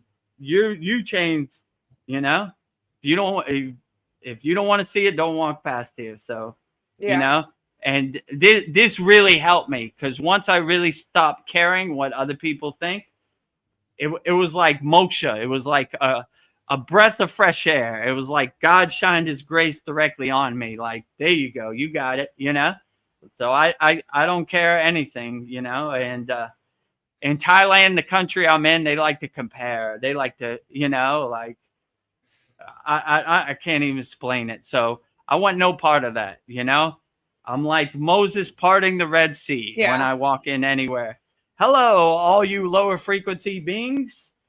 I Hello. want none of your perceptions to become my perceptions. Yes. Part the sea. I'm walking, right? You know? I don't like his energy. His energy is not good. Why is he so happy? It makes me feel uncomfortable. Doesn't matter. You know? None of you people are in my family. None of you people pay my bills. Goodbye. You know? Goodbye. No, unimportant, unimportant, unimportant, unimportant, unimportant, unimportant, unimportant, unimportant. Babaji, very important, you know. So that's kind of how I live my life. I just don't care. I do what makes me feel good. I'm a free bird. I go where I want. I do what I want, and what other people think, I don't care. And you begin to see it doesn't matter what other people think, right? They're not in your family. They don't pay your bills. Who cares, you know? Yeah. Don't live your life for other people. Live your life for yourself. This is the best way to find liberation and moksha, right? I do what I want. I'm a free bird. I don't want to be in your cage. I don't want your ghost story to become my ghost story. I don't want your narrative to become my narrative. I don't want your football team to become my football team. I don't want your God to become my God. I don't want none of this part, you know, like Paul said something I thought was great. Have a God of your own choosing. Exactly, right? Just because this person believes in this God doesn't mean you have to believe in this God. Whatever God resonates with you, that is the best God. No borrowed beliefs. I saw Veronica comment on one of our YouTube videos. Yeah. No borrowed beliefs. I don't want to borrow your beliefs. I don't want your beliefs to become my beliefs. Oh, gross. Let me tell you a story about God. No thanks. You know, like I got a direct connection. You know, like no borrowed beliefs, you know. Find your own direct connection to God, and that is the best God of all, right? Yes. Have a God of your own choosing. I don't care if it's a tree, it's a squirrel, it's the sun, it's Jesus, it's Babaji, it's Shiva, it's Buddha. Have a God that uplifts you and makes you feel good. Don't borrow anybody else's God. Have your own personalized, individualized God, you know? So that's would be my best advice. Have a God of your own choosing, right? Yeah, the world tries to bend you, but I feel like you need to be resilient and develop, I don't know, and to be resilient. I don't know, I think it develops when you have that ability to get back up once somebody pushes you down, whatever life throws at you. I don't know, maybe perhaps this earth school is trying to teach you resilience. Like it's helping me to create really, I don't know, this world, maybe it helps to create really strong souls. Like whatever, you know, you throw at me, I'll get back up. I'm resilient. Like we're all lumps of coal and I just keep getting back up because I'm resilient. And I don't know, maybe that's the goal, to become like shining diamonds, you know, like just to take all that heat and I don't know, take this lump of coal and become like you know, take with all that heat, I'll become a diamond. But I feel like you got to be resilient because life will knock you down. Like, Yeah, so yeah, definitely. Like whatever life throws at you, just be ready to dance. yeah, My guru used to say, we stay ready so we don't have to get ready. So yeah, whatever this crazy Maya delusional chaotic world throws at you, you're always ready and willing and able to dance. Let's go. yeah. Let's go. That's what you got today. I got you. Okay. Some mountains are higher than other mountains, but my guru used to say peaks and valleys, Vedagurudev, peaks and valleys. I remember when I went up the Himalayan mountains, I was like, whew, we made it. We're here. Him and the other yogis looked at me like, this guy thinks we're here. They were like, 20 kilometers that way, you know? And I was like, oh boy, I better get ready. He was like, yeah, peaks and valleys. We go up a mountain. Yeah. We have some valleys, some things we don't appreciate, but we go back up the mountain. Peaks and valleys. Yeah. The balance, you know, like peaks and valleys. Every day can't be grace. You got to have some bad to balance it out, you know? So peaks and valleys, Vedagurudev, peaks and valleys, right? You know, so I learned quickly that just when you think you made it, you got another 20 kilometers to go, right? up some steep mountains, some 10 million rocks, some freezing cold. But long as you have the right discernment and the right mindset to enjoy it, it'll be a lot more blissful. I have the right mindset to enjoy it. So Yeah. I enjoyed the waterfalls. I enjoyed the cold wind on my face, and I embraced it instead of saying, I'm freezing my butt off up here, or I'm turning into a popsicle. I said, ooh, that felt good. That was glorious. It's Thank you amazing. for that, Babaji. You know, I posted a picture in our, I guess it was our last week's class, where I had the waterfall from the Himalayan mountains was going onto my hand. So yeah, the snow-capped mountains, they start to melt, and they have beautiful waterfalls coming off the mountain, and the water is super pure, the prana is super pure, the Shakti is super pure. So it's a beautiful, blissful experience with, if you have the right mindset, you could overcome anything, no matter what. So we are action yogis. We are Kriya yogis. We don't talk about Kriya yoga. We do Kriya yoga. So we solve problems. We get to work, no matter how tall the mountain is, no matter what the obstacle, the resistance is. We get to work. So we take it on the chin like, okay, that's what you got for me today. I'm ready and willing. Let's get to work. All right. The StreamYard live stream isn't working with me today. All right. Pivot, change course, change direction. Get out my chalkboard and start writing the equation, solving problems, right? Yeah. We look for the opportunity to solve problems. So, if you want to solve problems, we have all the information on the screen. So subscribe to our YouTube channel. Join over 600 like-minded Kriya yogis and yoginis from around the world. Go to kriyayogashop.com. Once you join our group, they got a cool feature on SKOOL. It's called Map. You click on the map, and you can see pin locations from all the people around the world, which is cool. So we have Kriya yogis and yoginis from all around the world. And if you like the value that we give in our free school, and you want to join us here at the Kriya Yoga Masterclass, master the supreme science of Kriya Yoga, go to kriyayogashop.com. Yes. But I'll let you pick which one works best for you. So if you have any questions, put them in the YouTube chat, and we'll get right to it. Oh, Mariana's funny. She says, yeah, I sunburned pretty badly. I look like Costco grilled chicken. Costco grilled chicken's pretty tasty. Good enough Burnt to eat. Chicken. Yeah, I agree with you. I look like a burnt piece of bacon. You know, the enemy of me and my skin tone is the Thailand sun. So when I go out in the Thailand sun, like, I can't be out there too long, or I'll be a red lobster. So I'll be a Costco burnt chicken. So I feel your pain, Mariana, because that's me too. So too much sun is not good for me and my fair skin. But I try to enjoy the sun as much as I can. So, just a limit. I can't be in the sun all day. An hour or two, fine.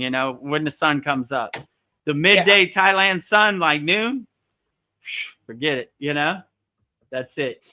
Like you said, Costco burnt chicken. Mariana has another question for you, Vedagurudev. Vedagurudev, what is the definition of the word lingam in Hinduism? Yeah, I think we talked about this in another satsang. So without being crude, they say the lingam is Shiva's private parts. Let's say it like that, right? So that's how he created the universe, right? With his lingam, right? So that's basically what they say. It's the creation of the universe. I mean, I'm not like a super lingam expert, but in my opinion, that's what they would say. The infinity stone of the universe, right? So when you look at a lingam, it has no beginning and no end. So it's like the creation of the universe, no beginning and no end. That's the best way I would put a lingam, right? So that's in Vedic tradition, they say that's how the universe was created, with Shiva's lingam, right? So that's how he created the universe, with his lingam. So that's why they have all these processes. It took a lot of work, to a lot of energy, a lot of heat. So they cool his lingam down with milk, honey, water, rice. What else am I missing? And anything they can, mostly milk, right? So you're always seeing them pour milk over it to cool Shiva's lingam down, which they also do to all statues. It's called Abhishekam, which is basically cooling down the heat generated by the deities and the energy generated by the deities. So they also say in the story of how Shiva's throat became blue, it's called Nilakandin one, which means the blue-throated one. The demons in the ocean, they were trying to take over the world or poison the world. No one could do anything but Shiva. Shiva, without a second thought, put the poison in his mouth, and that's how his throat became blue, because he's holding the poison of the destruction of the world in his mouth. So people like Parvati, they're always trying to cool his mouth, and they're trying to cool him down, because so he doesn't get heated up, so he can stay in a comfortable, relaxed state. So the same thing with the lingam is the geometric 3D form of Shiva. So anytime you see a lingam, that is Shiva also, right? So some people prefer to pray to the physical form of Shiva, which is like his picture or his statue. Some people prefer to pray to the lingam, right?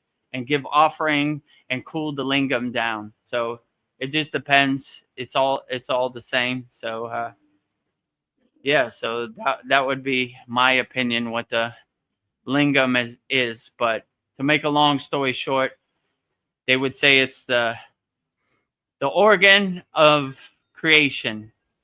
So they would say it's Shiva's private part. Oh, you just knocked Babaji him down. He just had a heart attack. I just blew Babaji away by saying he's like, that's Shiva's private part. Right? He's like, can we move on from this? Shiva's smiling, right? Right? Like, you tell him, Vedagurudev, right? Don't sugarcoat it. Give it to him straight, right? Yes. It blew Babaji away, right? Like, you're tiptoeing around the subject. Oh my God. Too much information, Vedagurudev. I'm out of here. That was very dramatic, Babaji. Right? I can't take this no more, Vedagurudev. I'm out of here. I've seen enough. Goodbye. Mataji's keeping her cool.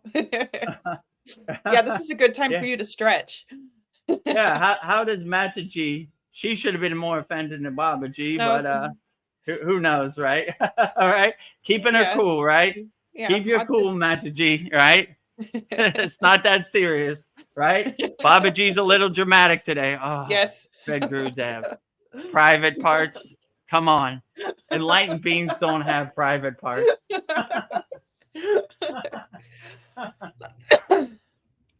Let's give Vedagurudev a good chance to stretch. We've been going on for an hour and 38 minutes. So. Okay. There you go, Babaji. You're good?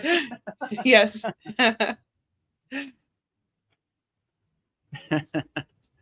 Well, let's move on from this. If you have any questions, put in the YouTube chat. We're answering wholeheartedly. Well, Revolution a la Black Salinger, which is Donnie. I was thinking that was, and Noel was Donnie. I thought you were using two different YouTube accounts. So I apologize for earlier. He says, the king of the castle, wah wee woohoo wah king of the castle. Be the king of your own castle. You are sovereign in your castle. You are the creator. You are the director of your castle. You can make your castle however you want. You don't need nobody's input. You make it however you want your castle. Make your castle your happy place. And you are the director. You are the creator. Lower emotions, other people's lower instincts are not welcome in your castle. Make it however you want. Make it the best castle you want. Don't care what anybody thinks of your castle. Your castle is personalized and individualized to fit your own needs. So always be the king of your castle. Don't listen to anybody else how you should make your castle. Make your castle exactly how you want. You want 10 million flowers in front of your castle. Pick the color. Pick what style flower. You make it however you want. You want a lake in front of your castle. Make the lake as big as you want, wide as you want, deep as you want, however you want. You can make it however you want. You are the director of your own movie. You make your movie however you feel. So whatever uplifts you and makes you feel good, always take that into your happy place and make it however you want. You are the king of your castle. Woohoo! I am the queen of my castle. Woo! You are the queen of your castle. Woo! You know, if you want to, if you're female and you want to be the queen of your castle, outstanding. I agree wholeheartedly.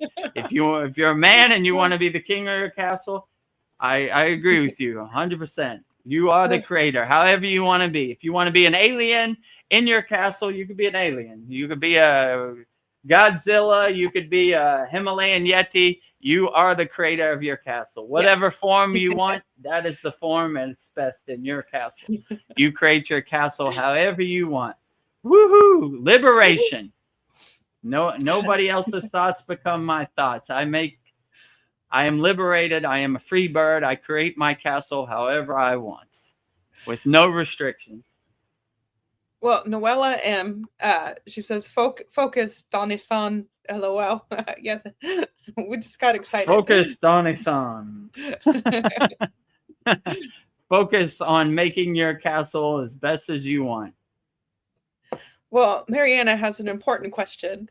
Where's our conspiracy theorist, Paul, today? LOL. Yeah, where are you, Paul? I think we lost Paul because we changed the StreamYard link because our StreamYard link was corrupted. So he's probably on the other link and thinks we're all there right now. So we lost Paul because of our technical difficulties with StreamYard. But if you watch it back, Paul, later, we still need your conspiracies.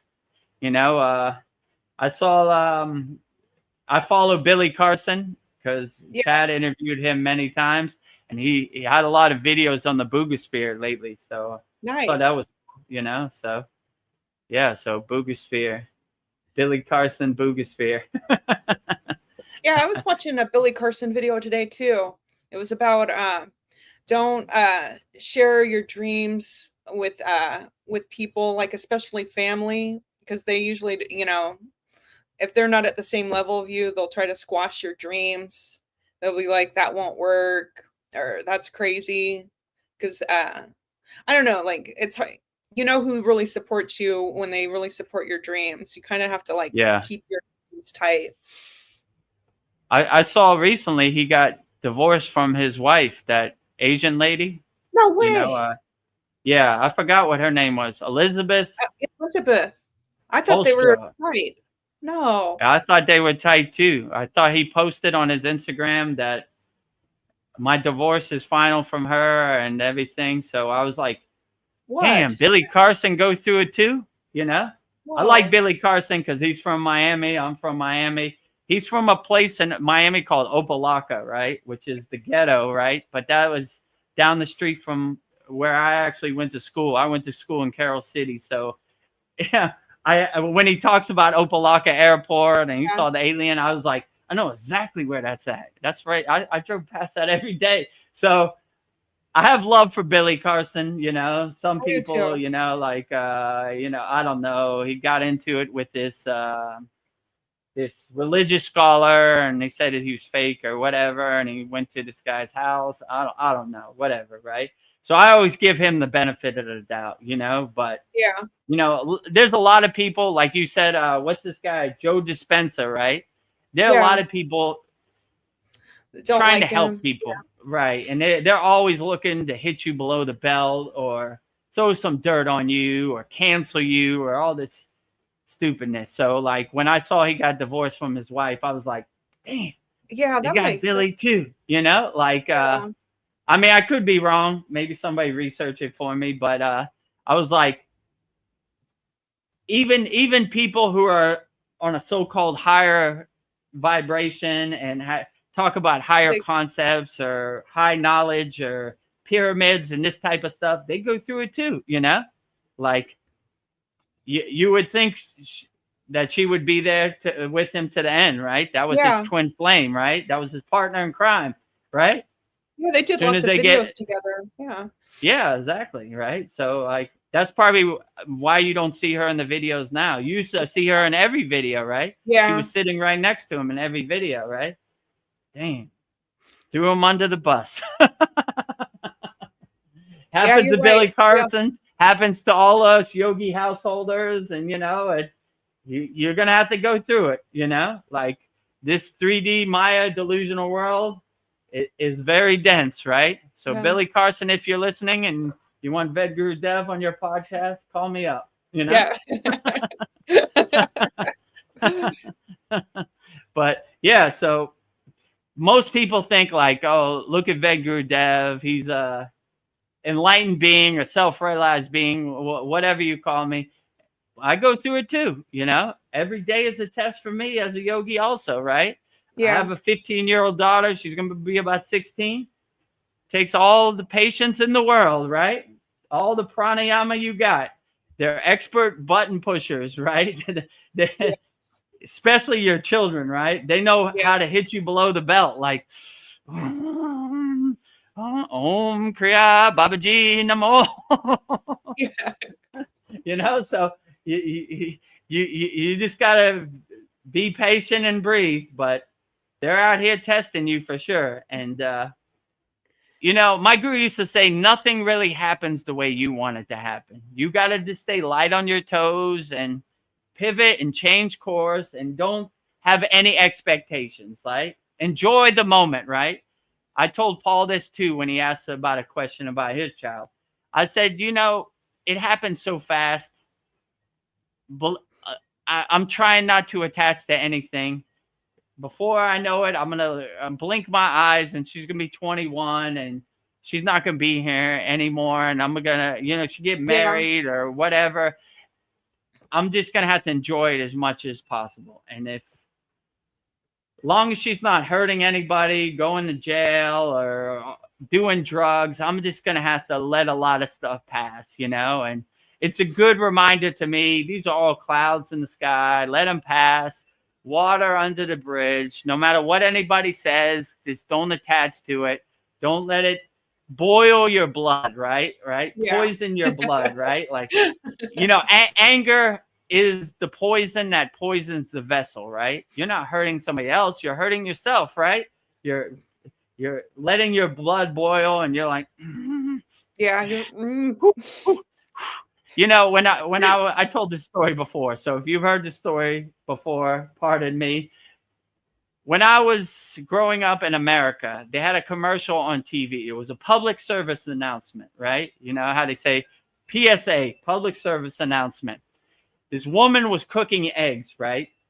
And she was getting frustrated, and her baby was crying, and she was like, you know, getting frustrated. And right when she went to hit the baby, the video paused. It says, before you do something you'll regret, count to 10 and breathe, right? Yeah. So I always thought that was valuable information. They need more information on TV like that, you know? Just breathe, right? My father used to drive me past the jail, the prison, the penitentiary, right? So you see these people in there? They made a split-second decision. If they just would have counted to 10 or breathe, let it pass, probably it would have been they wouldn't be in there right now. Don't do it to yourself. You have nothing to prove to anybody else. Don't throw bricks at the penitentiary wall, right? Let me in. I'm going to fight somebody today. I want to come in jail. No thanks, right? I want no part of that. I want to be in no situation, nothing that causes me to throw bricks at the penitentiary wall. So just breathe. No matter what your child says, your significant other says, just breathe. Because it's not worth it, right? But I have compassion for people out there, because I know in my case, my 15-year-old daughter is a master button pusher in my case, right? Like, breathe, Vedagurudev, porna sooty, right? Yes. So, but when you become aware of the 3D chessboard or the Wizard of Oz, you see the kind of game, and you have the tools to overcome. So don't get yourself in a situation you're gonna regret. Don't spend 10 years in jail for something you could have avoided with 10 seconds of breathing. So Yeah. don't do it to yourself. So I'm sure those people in there would tell you the same. Don't do it, Learn from my mistakes. I was a dummy, I thought I was cool. I was proving something. I'm tough, you can't talk to me that way. Now I'm in a cage. I'm a bird in a cage, So don't be a bird in a cage. Be a free bird, no matter what happens out here in this world. But it's tough. They'll definitely test you for sure. Most people are master testers, right? So they're always testing you, right? They want their anger to become your anger. So don't give it to them. Just breathe, overcome. And you see, when you are cool, calm, and collective and still, it dissipates their anger, right? So you can't get under my skin. You can't put my buttons. I got my shield up. I'm protected. So, and like I said earlier, what they think, who cares, right? It doesn't matter, right? I mean, your child is different. It's more of a blood connection, a family connection, but even that you got to let pass too, I mean, people outside your family or outside your work, zero matter, Yeah. Unimportant. Who cares what your neighbor thinks, right? Like I said, my neighbor is giving me the stank eye, looking at me, and I'm saying, Om Kriya Mataji Namo. You want stank eye? I got stank eye for you. I hope you enjoyed my mantra. Yeah. Look at all my statues, and don't be jealous. Live in the glory of all deities, all devis, all ascended masters, everything. So yeah, don't. This would probably be the best advice I could give anybody watching this live stream. Anybody outside your family, sometimes your family too, and outside your boss at work, doesn't matter, right? I mean, your boss at work, if you tell him to take this job and shove it, you might not have a job tomorrow, and that would create some more headaches, But besides that, don't care what anybody thinks. What your neighbor thinks of your car, who cares, What your neighbor thinks of your statues or your spiritual practice, who cares, They're not important. Not important. And if you have this kind of awareness, this will help carry you through life, because you won't care at anything. You'll be a free bird. You'll be liberated, right? You won't be in anybody's cage, Well, I don't agree with your opinion about Donald Trump or Joe Biden or whatever. I don't care. I don't care. I know. Why do I care what you think about my opinion? Well, I don't like the color of your car. Your car is offensive to me. I don't care. It makes me happy. I don't care what you think about my car. I buy my car that I enjoy, not what you enjoy. Who buys a car for their neighbor? That's ridiculous, I have more money in the bank than you do. I don't care. How does that serve me in the present moment? I don't know, and I hate to say this about Thailand, but in Thailand, they got a lot of ghost stories. So I'm well prepared for it. They're always telling a story about a faraway place where they have a multi-million-dollar house. I was like, you live in the same house as me, you know? But but far away, I got a house because they know you're never going to go there. Yeah. So that's the government's playbook too, right? Let me tell you a story about a faraway place called Iran, and we need to bomb them, and you need to get on the airplane and get your ass shot off, and blah, blah, blah, blah, blah, you know? Anybody who has a story about a faraway place, it doesn't serve you. Yeah. Only do what serves you in the present moment. Oh, well, you know there's a war in a faraway place. Really? Let me go outside my house. No airplanes, no bombs, no fire. Doesn't serve me in the present moment. Everything perfectly fine, you know? Well, you know there's aliens over here. Let me see. Nope. No aliens. You know, they're welcome if they want to come, but not here. So when you have the affirmation, this doesn't serve me in the present moment, you'll delete 95%. You'll be like Superman with the wind behind your back, floating through your life, right? Not important, not important, not important, not important, not important, not important. Baba G, Mata G, you're important. Yes. But everybody else, not important, you know? So if you have that discrimination and discernment, oh, wow. You'll be a bird flying high, right? Enjoying the sun on your face. Free bird, right? I don't care what any of you people think, you know? So, and you'll just do what makes you happy. And you realize happiness is inside you as you, and they can't sell you stuff. Let me tell you, if you buy an iPhone 16, you'll be happy. Nope, just a piece of plastic. Can't sell to this guy, you know? If you buy a Big Mac, it'll make you happy. You begin to see that none of these people that are trying to sell you happiness have happiness.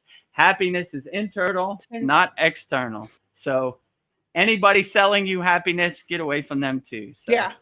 Not important. You don't have happiness. I have happiness, right? You're trying to sell me some snake oil. You're a charlatan. You don't have happiness, you know? Only person that has happiness is me. Only person that knows what makes me happy is me. So anybody comes with me, this will make you happy. I mean, that's all their marketing, happiness, right?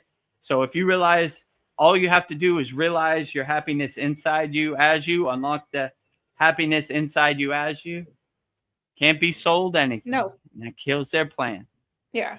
I feel like I can be myself, even if it's weird to others. And I feel like if I'm not being my authentic self, I'm hurting myself.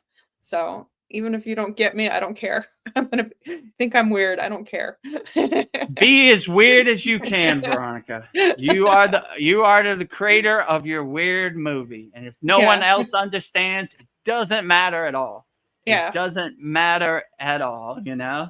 Like, I don't appreciate you. You're weird. You know, I want to be weird to people like you. I don't want to fit in your box. I don't want to be in your movie. I don't want your narrative to become my narrative.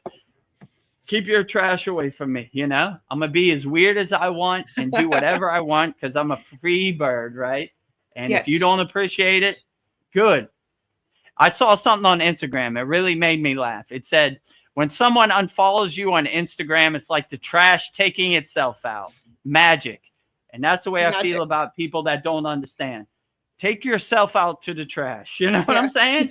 Take yourself out of my life. Unfollow me. Magic, right? Goodbye, right? Goodbye. Take yourself out, you know? How did my father used to say? ABC your way out of my life, right? Oh. Don't let the door hit you where the good Lord splits you, right? Goodbye. Bye, Felicia. Bye. We don't have Sandy on here today, but I know. Bye, Felicia. Bye, Felicia.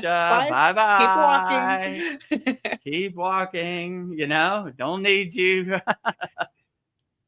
Well, I've got some questions building up for you. People want to know. Okay, great. Give it to me. This is from Mariana. Vedagurudev, how tall are you? Just curious. I see you as anything between 5'11" and 6'1".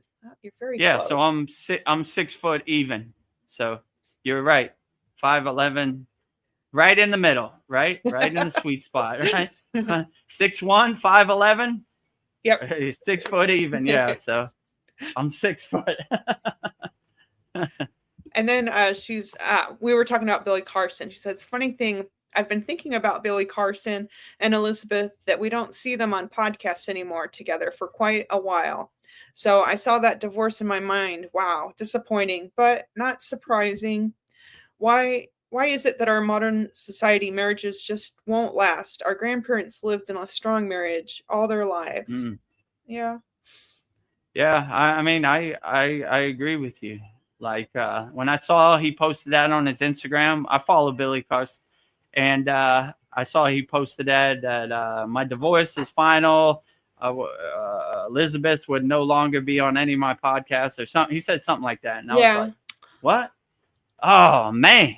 You know, just when you think you got a good, good example of like a yin and yang, Ida and Pingala, Shiva and Shakti, right? Like, like she was there, like, actually Chad told me when he interviewed her that she was like his liaison, like he contacted her to talk to him or schedule interviews. So oh, wow. She did everything for him, I guess. So, yeah, I don't know, like all their pilgrimages to Egypt and all that stuff. I was like, man, and she was with him for a long time. Like, yeah, it seemed like I don't know what happened when they got married. Like, yeah,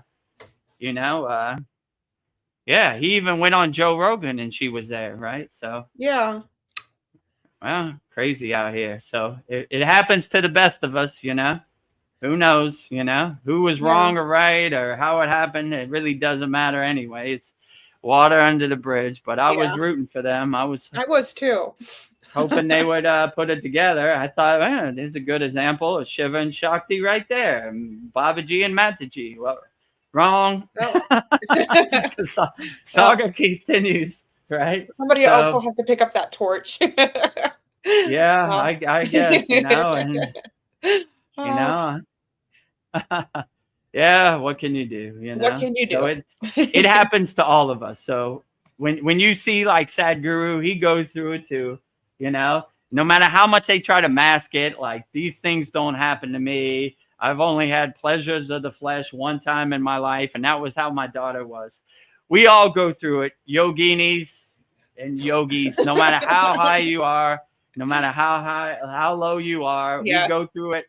Anybody who's in the Maya delusional world has to go through it. Yes. And even the yogis in the Himalayan mountains or in the forest, they have different struggles.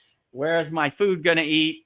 How am I not going to get eaten by a tiger or bitten by a snake? They have different struggles, but they still have some struggles, maybe less, not material struggles, but different struggles, So we all go through it. So I don't want you to look at any yogi or yogini on a pedestal like they don't have to go through it. We all go through it. This 3D Maya delusional world is super dense. It's super overwhelming. It's super tough to overcome. I told this story before. When my guru said, Vedagurudev, you can't be here in the Himalayan mountains no more. You've got to go down to the world and help people. I fought him all the way to the door, I was like, please, Bob, I'll wash your feet every day. I'll clean your car. I'll do whatever. Don't make me go back to that crazy, chaotic Maya delusional world. They're monsters. They throw each other under the bus for a couple dollars, They hurt each other. They talk bad about each other. It's so gross and ugly and dirty, their lower frequency instincts and their mindset. Ugh, I want no part of it. Please, Yeah. I'd rather go to prison. Don't send me back to Maya delusional prison. I've already been there. It's I already know, right? Like, it's like 1 foot in, 1 foot out, in the world, but not of the world, Vedagurudev. This is your new mantra, in the world, but not of the world. And I was like, okay. So I shed many a tear riding that lonely train ride back to New Delhi airport, but what if that wasn't possible, I wouldn't be here with you today. So it's a blessing also, but Yeah, I understand. This world is very dense, very overwhelming. There's a bunch of traps, landmines, chaos out here, everything to get you out off the spiritual path, you know? Yes. So be strong, my friend. Keep your shoulders back, chest suspended, chin forward, right? One foot in front of the other. Like Patanjali says, the road is not a straight line, it's a zigzag, you know? Don't get discouraged. Don't get frustrated. If you fall in a ditch and get all dirty, dust yourself off. Keep walking straight. It happens to everybody, you know? No matter how much they mask it, it happened to them too, you know? So everybody go through it, you know? Sadhguru, Joe Dispenza, Billy Carson, Yogananda, Lahiri Messiah, anybody you could think of went through it. So don't have this perception like yogis don't go through it. They just have some tools to help them climb out of that pit of despair. So yeah, if you want some tools on the screen, you know. Yes. We only need 50 more subscribers on our YouTube channel. So please help us get us over the top, you know. Support the movement. Join our Kriya Yoga YouTube channel family. Every day, Babaji quote with me and Veronica. Very profound. Every day a soul talks or satsang edit. Very profound. Free Kriya Yoga School. Go to freekriyayogashop.com. We have over 600 members from all around the world, practicing yogis and yoginis, all beginners. We give you a beginner minute course that's probably better than any paid course you would get on the internet anyway, and give you some tools in your toolbox to help you navigate this Maya delusional world. If you need some super tools, you know, master the supreme science of Kriya Yoga, kriyayogamasterclass.com.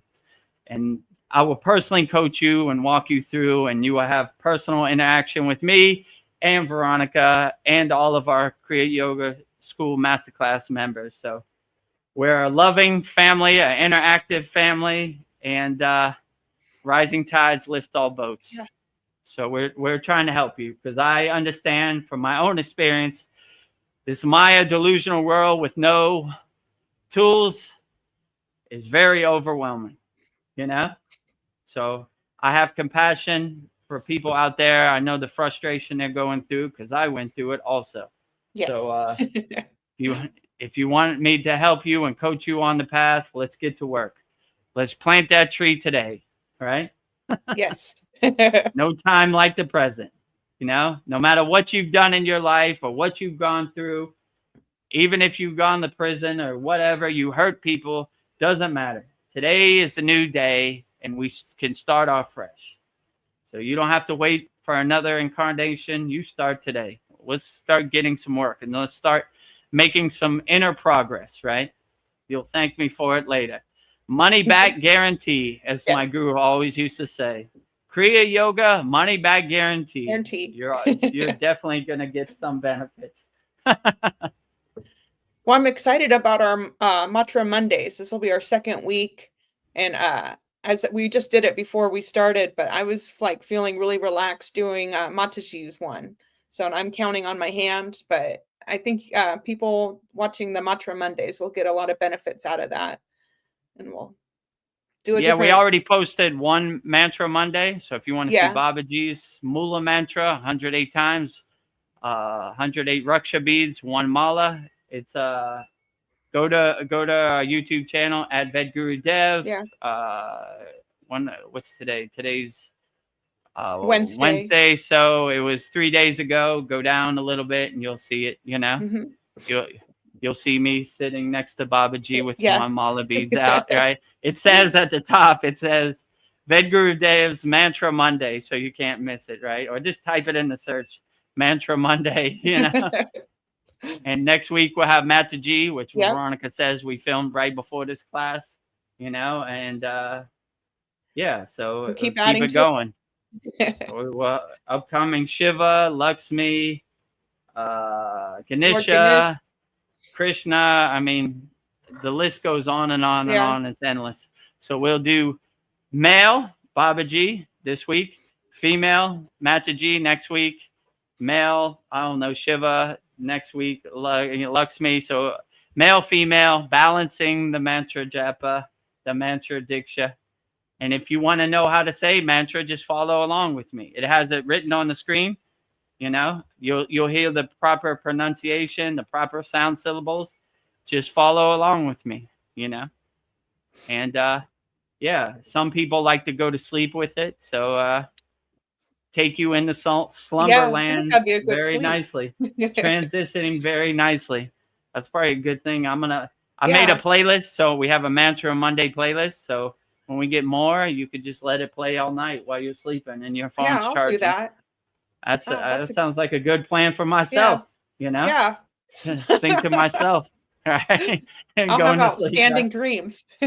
Yeah, exactly. You can't go wrong. One mala, 108 Raksha beads, a Babaji, Mataji, Shiva.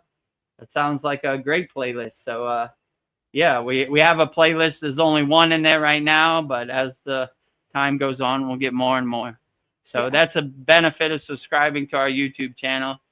You'll be notified whenever we post a new video or a new Mantra Monday or a new Satsang, a new Soul Talks.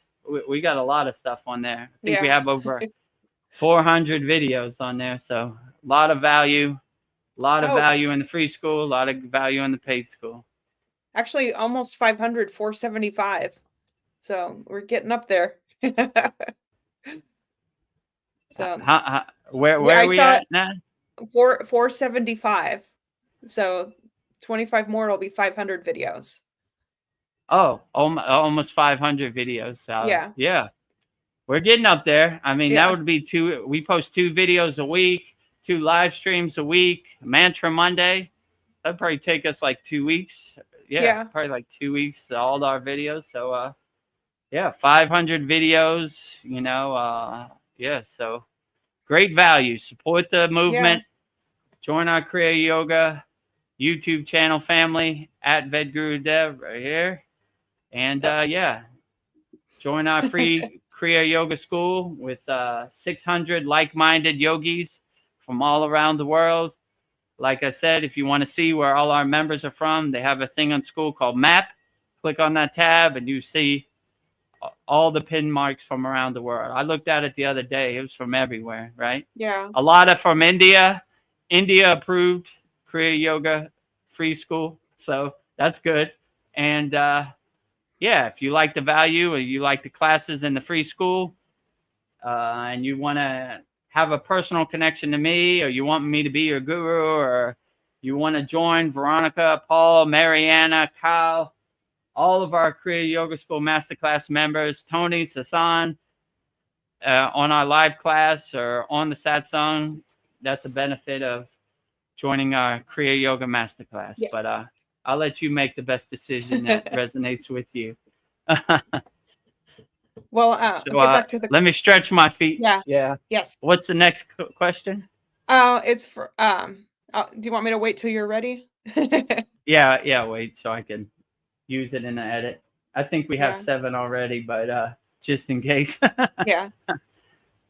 And this Satsang, every what I posted every Thursday,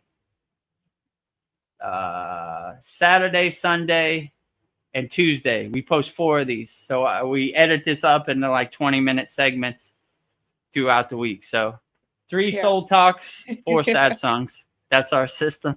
Okay. All right. This is from Donnie. He says that not sharing dreams, goals, plans, etc. comes from an old magician phrase: to know, to dare, to will, to be silent. Yeah, well put, Donnie. I like that, you know? Yeah, to read it again. To not sharing dreams and goals, plans, etc. comes from an old magician phrase: to know, to dare, to will, to be silent. Yeah, because I mean, a big thing in the Kriya Yoga tradition is silence, right? It's called Mona, right? Where there are yogis that don't talk at all, and that's perfectly fine. I have practiced a vow of silence for a week, couple days, all different times. I mean, there was very little talk in the Himalayan mountains. So we don't really share our dreams. It's between you and God. So just keep it to yourself, you know?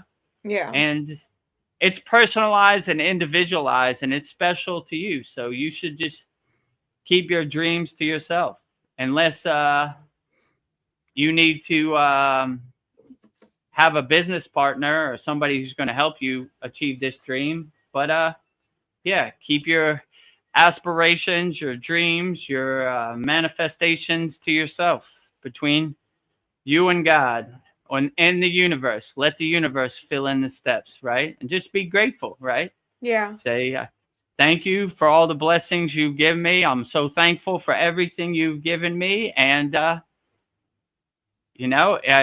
if you would choose to clear the path for this to become a reality, that would be Yes. beautiful. If not, it's perfectly fine. Yeah. Things don't always happen the way I choose them to happen, but, I put my my request out into the universe and let the universe fill in the steps and see what can happen, because who knows, Who knows? So yeah, but keep your wishes to yourself. Who knows, people might have ulterior motives. They might use your wish against you. They might make fun of you because of your wish. Don't give them ammunition for their gun. Just be like, between me and God, that's what I always say, right? If no one believes in Babaji, it doesn't matter, because it's between me and Babaji, or between you and whatever deity you pray to, or goddess or Devi you pray to. It's between you and that deity. No middlemen, nobody standing in front of your doorway to God. You have a direct connection to God. Call whichever God you want. It's perfectly fine. Have a God of your own choosing.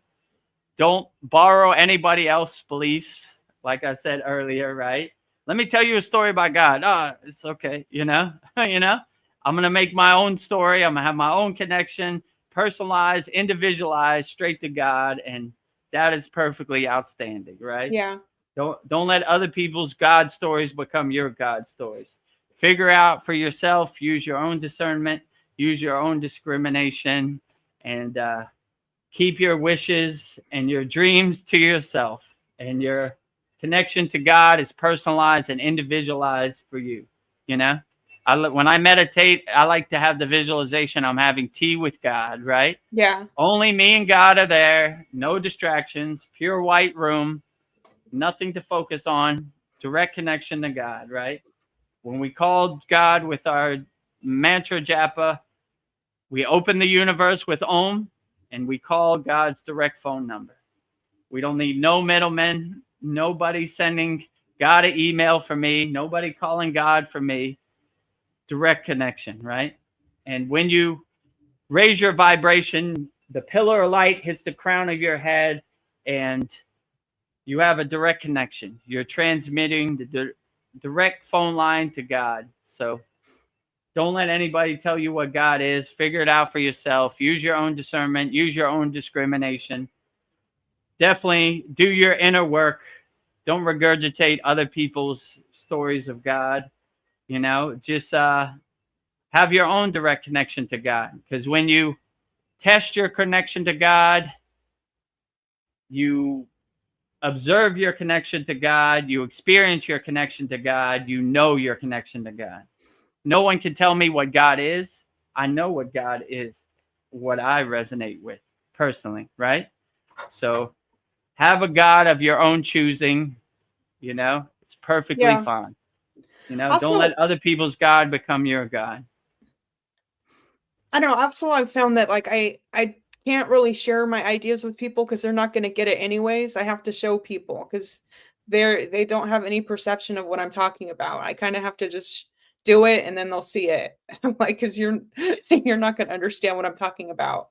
That's exactly what my guru said. He said, we only talk to people that can hear what we're saying.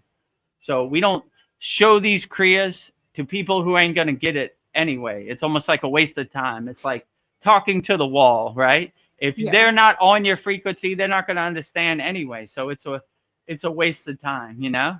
So yeah, I would only talk to people that can hear what you're saying. That way you get the same frequency. You're on the same wavelength, the same frequency, the same vibration. So they understand. That's why I really like our Kriya Yoga School. We're like-minded yogis. We understand. We're walking the path. We're living the path. We're experiencing the path.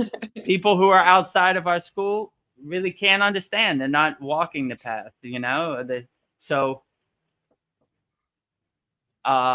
share your vibration and share your inspirations to people who understand and can cultivate and enhance add to your wishes, right? We add with pluses, not with minuses, right? So somebody like Donnie said who can't do anything for you, they're a minus. They're taking away. No need to share it. Somebody that can help you achieve your wish or achieve your request, plus. So find your pluses, get away from minuses. Well, Donnie says, master yourself, act boldly, focus, will keep secrets. Not everyone, including spirits, are listening. Have your best intentions for you. Including spirits. Absolutely. Yeah. I agree with you. Master yourself. The ultimate goal of Kriya Yoga is self-realization, realizing your inner self. Inner mastery, self-mastery, realizing your inner self, mastering yourself. You can never go wrong with that. So when you master your inner self, you really wouldn't have to ask for anybody, spirits, anybody to help you because you save yourself. You become a walking temple, right? You radiate manifestation or whatever. So you don't need to ask for assistance. And in my perception, most of these ascended masters or enlightened beings or archangels, they can't really interfere on a physical level. They could only leave like breadcrumbs or signposts to help guide you. So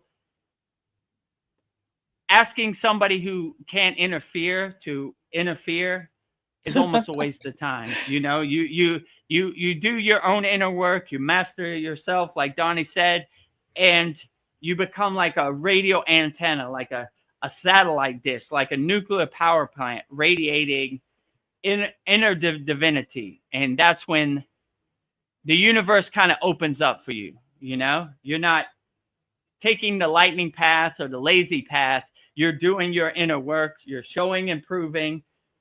You are living the spiritual path, and they might throw you a bone, or they might give you some guidance the right direction to work. You know, that's the way I feel. You know, certain they don't do it for you. It's not a done for you. It's a more guiding path, right? Like I get these deja vu and these intuitions all the time. Don't go in there, Vedagurudev. You know, don't do it. I'm not gonna overthink it. Why shouldn't I go in there? I say, okay, you know, not going in there. You know, there's millions of 7-Elevens in Thailand. All I gotta do is walk another 5 feet and I'll find another one. You know, so this one, it just don't have good energy. I don't want to explain it. I don't want to investigate it. Let it be. You know, doesn't feel right to me. It kind of stinks. It's kind of gross to me or dirty. I'll let it pass, you know? So follow your soul, follow your intuition. You'll never go wrong, right? Yeah, never lies. Don't believe anybody. Let your soul guide you. My guru always used to say, bring your soul to the forefront, shine like a diamond. All the distractions and mental clutter and monkey mind, bring to the background. Let your soul guide you. It's your North Star guiding you around the world, right? Yes. Follow the North Star, which is your soul, right? That's my best advice. That's the way I kind of live too, you know? I don't really have any plans or any expectations. I just follow my soul. Let it be your North Star, guiding you the right direction. Guess what? Sandy is here. Oh, great. We were just talking about Sandy. Bye, Felicia. She says she totally forgot today was Wednesday, but I am grateful to be here now. Namaste, guys. Namaste. Namaste, Sandy. We're glad you could join us. We thought that because we had some technical difficulties with the link, we lost you, but glad you're here now. So whatever questions you have, Sandy, please put it in the YouTube chat, or anybody who's watching this on YouTube. We will answer it wholeheartedly. She says, I'm here. I'm here. I made it. And she says, to manifest the love you desire, first know you are worthy. Yeah, you got to know.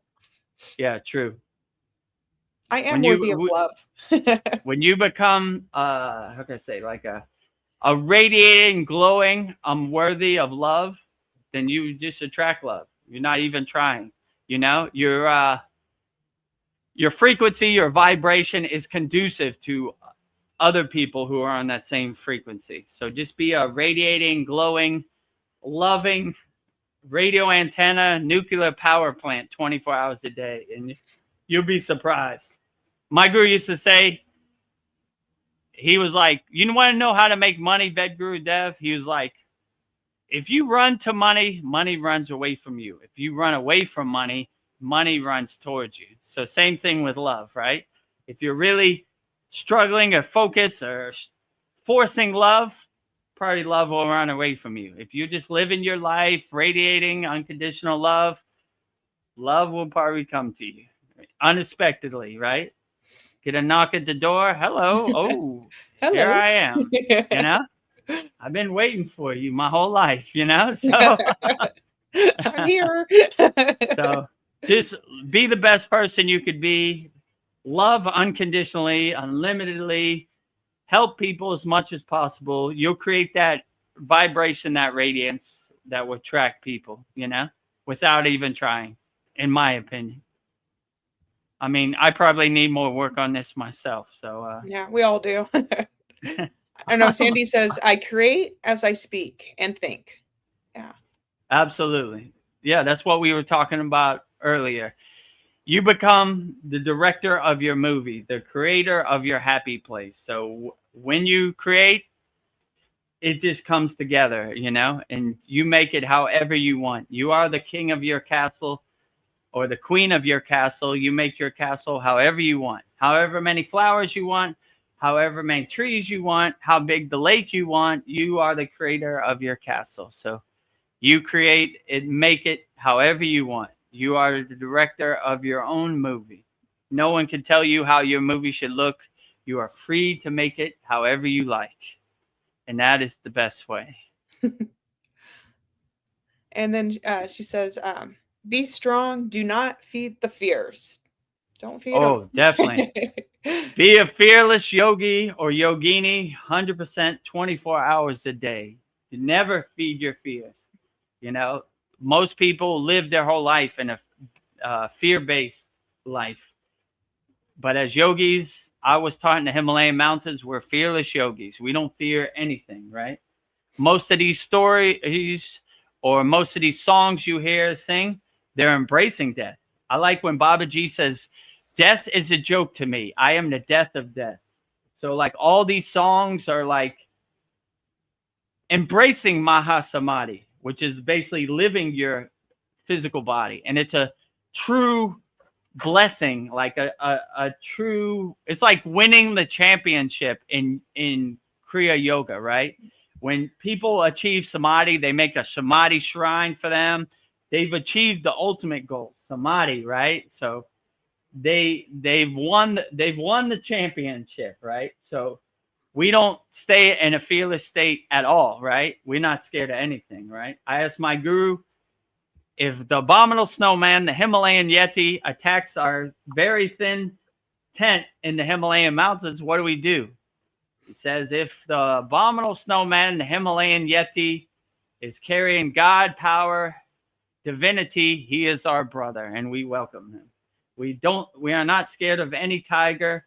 We are not scared of any Himalayan Yeti. We are not scared of avalanche, rock slides, whatever. We are fearless yogis. So Before I went up the Himalayan mountains, he said, stand there. I stand there for like 5 minutes, and he scanned me up and down. I said, what did you do? I said, my guru said I had to scan you. He go, why? And he was like, because if you have any ounce, any remnant of fear, we're going to have trouble in the Himalayan mountains. No fear. Zero. Because we're going to have problems. I don't want to, I don't want to get it stuck in a rock slide or avalanche or none of that, right? When we were going up the Himalayan mountains, I would hear like thunder in the distance. And I was like, what was that? It was like, avalanche. I was like, avalanche? Because it's like the snow's melting and it, that's how avalanche comes. So, we're not scared of anything. So always stay in a fearless state as much as possible. Be a fearless yogi and yogini no matter what. So no fear. Fear, you're going to have problems, right? That's how they control you. You see today in downtown Sacramento, this guy got shot or whatever. That's lowering your frequency. If you don't take the jab, then you're going to die, lowering your frequency. There's a war over here, lowering your frequency. So their whole playbook is lowering your frequency and making you live in a state of fear. That way you're easily controlled, right? But when you're a fearless yogi, you're a free bird. You can't be controlled. So stay fearless 24 hours a day, no matter what happens. I always like the visualization. I've said this before. If you heard this before, bear with me. Let your samadhi, let your meditation be unshakable. So I always had the visualization, bombs, war, fire, shooting, planes, whatever, right? But the fearless yogi stays unshakable, becomes an unshakable mountain. No matter how strong the sun is, unshakable mountain. No matter how much wind there is, unshakable mountain. No matter how much rain there is, unshakable mountain. No matter how much snow there is, unshakable mountain. So no matter what they say in the Maya, delusional, chaotic, confusing world, always stay unshakable and laugh at it like the joke it is. And if you really look at these stories like a bunch of ghost stories and some faraway place they know you're never going to go to verify, just laugh at it like, whatever. Ghost stories. The Wizard of Oz is at it again today. Yeah. What's he got today? Today is auto pen. Oh boy. Oh, here we go. I'm ready for it. Get my popcorn and watch the show. Here comes the monkey riding the bike. Oh, there he is. Oh, he fell off the bike. Oh, this is a good one. So don't care what other people think, and be a fearless yogi or yogini, or just stay fearless no matter what your spiritual tradition is. And this will guide you through life and you'll live a good life. This is 95% of the way home. So if you take anything away from the satsang, just be fearless no matter what happens. You can't control it anyway, so it doesn't make no sense to be in a fear state. It's a wasted emotion you can't control anyway. Yes. So just throw it away and don't care what anybody says. Don't care. Except your family and maybe your boss at work because he pays your bills or whatever, But anybody else, your neighbor, the guy across the street, unimportant. So add this into your toolbox, your spiritual toolbox, your spiritual pocket, and you'll be perfectly fine. So if you take anything away from the satsang, those two things, you're 95% of the way home. Yeah. Be fearless, my friends. Be fearless, my friends. Be fearless, Don't care. Be a free bird. Liberated. Free birds flying high. Not a care in the world. I have some exciting news for you. Paul is here. Oh, namaste, Paul. We were wondering what happened to you. So to explain the story to Paul, our original StreamYard link got corrupted and we couldn't use it. So we had to pivot and change course, and we made a new StreamYard link, which I sent it to you on the SKOOL DM. So we had to adjust. So we had to pivot and change course. But I'm glad you finally made it. We were wondering where Paul was. Yeah. Mariana asked, where is our resident conspiracy? Yeah. It's not a song So without Paul. So yeah, now give us some Booga Spear, some aliens, some Cabal. What else am I missing? Giants. You know, Yeah. whatever you got, we're ready for it. Put it in the YouTube chat. Paul says he fell asleep with the wrong link and awoke to it playing on his TV. Sorry about that. Oh yeah, well yeah, well.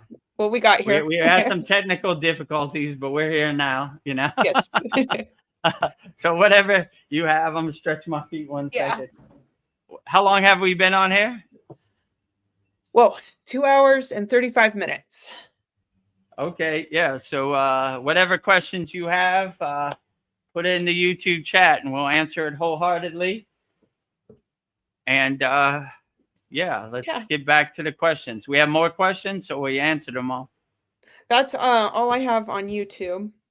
But talking about freedom, I was thinking, like, what is spiritual freedom? And I think it's like being free from validation, free of fears, not conforming to societal expectations, embracing challenges as opportunities. I don't know, fostering compassion and breaking free of negative self-destructive behaviors and living in the present moment. But I don't know, freedom is so many things, but yeah, just like. Yeah, so spiritual freedom, in my opinion, is not identifying with anything, right? Yeah. You don't have no dog in the fight. You're not identified with your car. You're not identified with your bank account.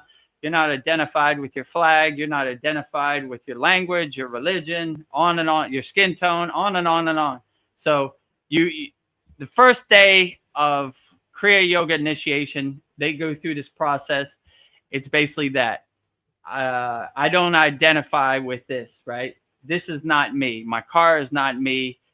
None of this identifies my soul. So creating some space and some distance between you and your identifications, and kind of looking at your identifications like the comedy show or the joke it is on the screen of the Maya delusional world. Like, look at this guy, Vedagurudev. He thinks he's cool because he got a car. It's just a piece of metal. Oh, look at Vedagurudev. He thinks he's cool because his bank account has ones and zeros. He's not cool. So when you can become the detached witness and create that space, that distance between you and your identification, spiritual freedom. Also, spiritual freedom is not identifying with other people's perception of yourself.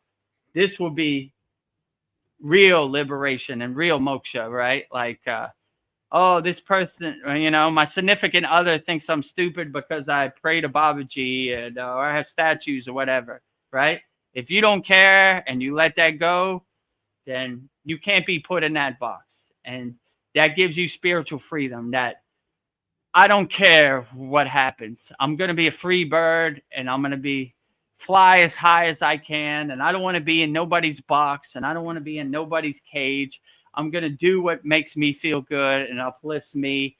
And if they don't agree with it, or they don't approve of it, or they don't give me permission to do what I want, it doesn't matter, because I don't need their permission. You know, this is a personalized, solo, individualized journey, and what other people think of it doesn't matter at all. Yeah. So that is definitely spiritual freedom. I don't care what you think. I don't want your ghost stories to become my stories. I don't want your stories of God to become my stories of God. I don't want your narrative of what's happening in the world to become my narrative. I don't want your science to become my science. I don't want any of your junk to become my junk, right? I got enough karma that I'm trying to burn. I don't want other karma to stack on top of my karma trash mountain, you know? So keep it over there. Like Sandy says, bye, Felicia. Bye, Felicia. Goodbye. Keep all your perceptions and your projections and your narratives and psyops over there. I don't want it. You know? I don't need it. I don't want it. I don't want your story to become my story, you know? And yeah, and that will definitely give you some spiritual freedom, right? Like you'll feel a lot lighter, right? You won't be carrying this monkey on your back, this rock on your back no more. Like, I don't care, don't care, don't care. And try it. You'll see how liberating it is. You'll be like, ooh, that felt good. I don't care what you think or they think, you know? What do you think about Joe Biden and his auto pen? I don't think about it at all. What do you mean? You are a slave. You are in love with the chain that enslaves you. You love the social media slot machine. You love the mainstream media narrative. I don't want no part of it, you know? I watch Babaji videos all day. So that's my timeline. So, yeah, so you just don't care. And it takes all the wind out of other people's sail because they have nothing to talk about, right? Hey, what do you think about Liam Neeson and Pamela Anderson dating? Didn't even hear about it. Oh, no wind in my sails, you know, no ammunition in my gun. Well, you had to hear about what Donald Trump ate for dinner. Nope, I didn't hear about that either. Oh, can't talk to this guy. Yeah, you're right. You can't talk to me because I don't want to play your game. You know, I don't want to be in your movie. I don't, you know. I'm trying to dissolve the Wizard of Oz, not have more Wizard of Oz. So, no, get out of here. You know, no fun. So, no fun. He's not going to fight with me. He's not going to argue with me. He's not going to play my game. No fun here, right? So, yeah, doing these things, these will help you get on the right path and give you freedom, liberation. You know, one of the funniest quotes I've ever heard. And this always makes me laugh when I think about it. Freedom is not free.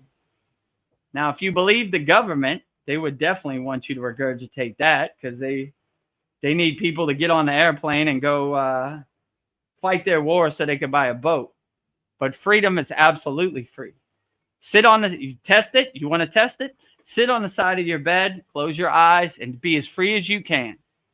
Don't cost no money. You don't have to go anywhere. You don't have to do anything. You don't have to listen to anybody. Just be free. Be free, my friends. Be free, right? That sounds nice. All these people out here, they got these cool buzzwords. USAID, not aiding anybody. Freedom is not free. They want you to attach to that narrative. So they fight. You fight their fight for them. And what's another one? The Patriot Act, you know, what's patriotic about stealing Americans' constitutional rights? Nothing. It's a good word to steal and cheat you, you know, right? Same thing. Freedom is not free. We're going to cheat you out of your life. And before you know it, you'll be on a plane to Vietnam and getting your ass shot off for nothing. So I could buy a new boat. Wink, wink. Freedom's not free. Yeah, and you agreed to it. You agreed to it like a big, stupid teenage dummy, you know, right? Well, if you believe in this narrative so much, why don't you send your son there? No, he's cool. Somebody's got to stay home and do drugs.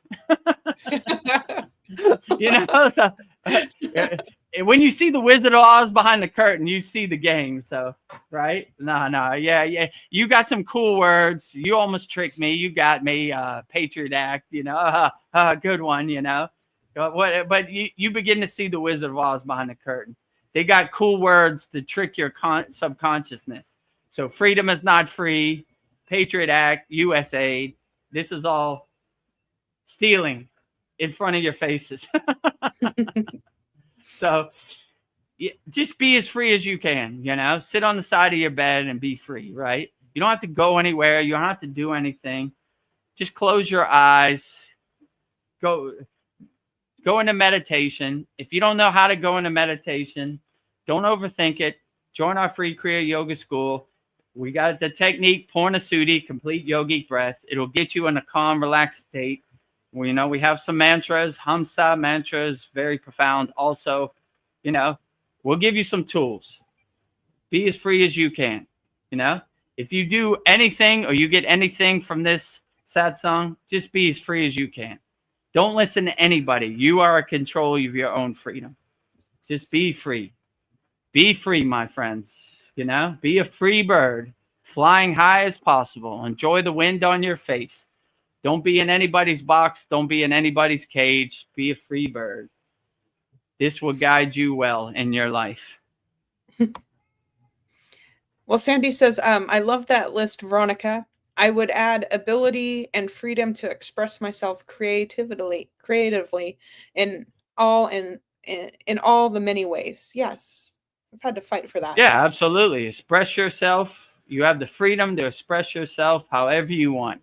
Be as creative as you want. Don't be in anybody's box or anybody's cage. Don't let anybody tell you how to express yourself. You are free to express yourself however you want, you know? So be free, express yourself, be the best person you could be. Express yourself however you want. Don't let anybody's narrative become your narrative. Don't be in anybody's cage. Don't listen to anybody. Be free, you know? Be free. And then Mariana says, oh, Paul is here. We want new conspiracy news. LOL. So, Paul, if you have any conspiracy news, we're eager and waiting with our ears wide open. We're ready for it. We were talking how Billy Carson was talking about the boogosphere. So if you have any insights on that, let us know. And anybody who's watching this on YouTube, post your comments in the YouTube chat so we can get to it. Take a foot stretching intermission. Let me let my cat in. He's screaming.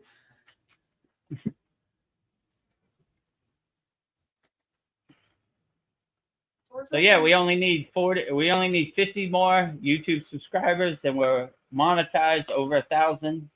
So we can have that super chat and we can have that coffee, whatever they can do. And then yeah, if you want to discover the secrets of Kriya Yoga, 100% free, no pressure.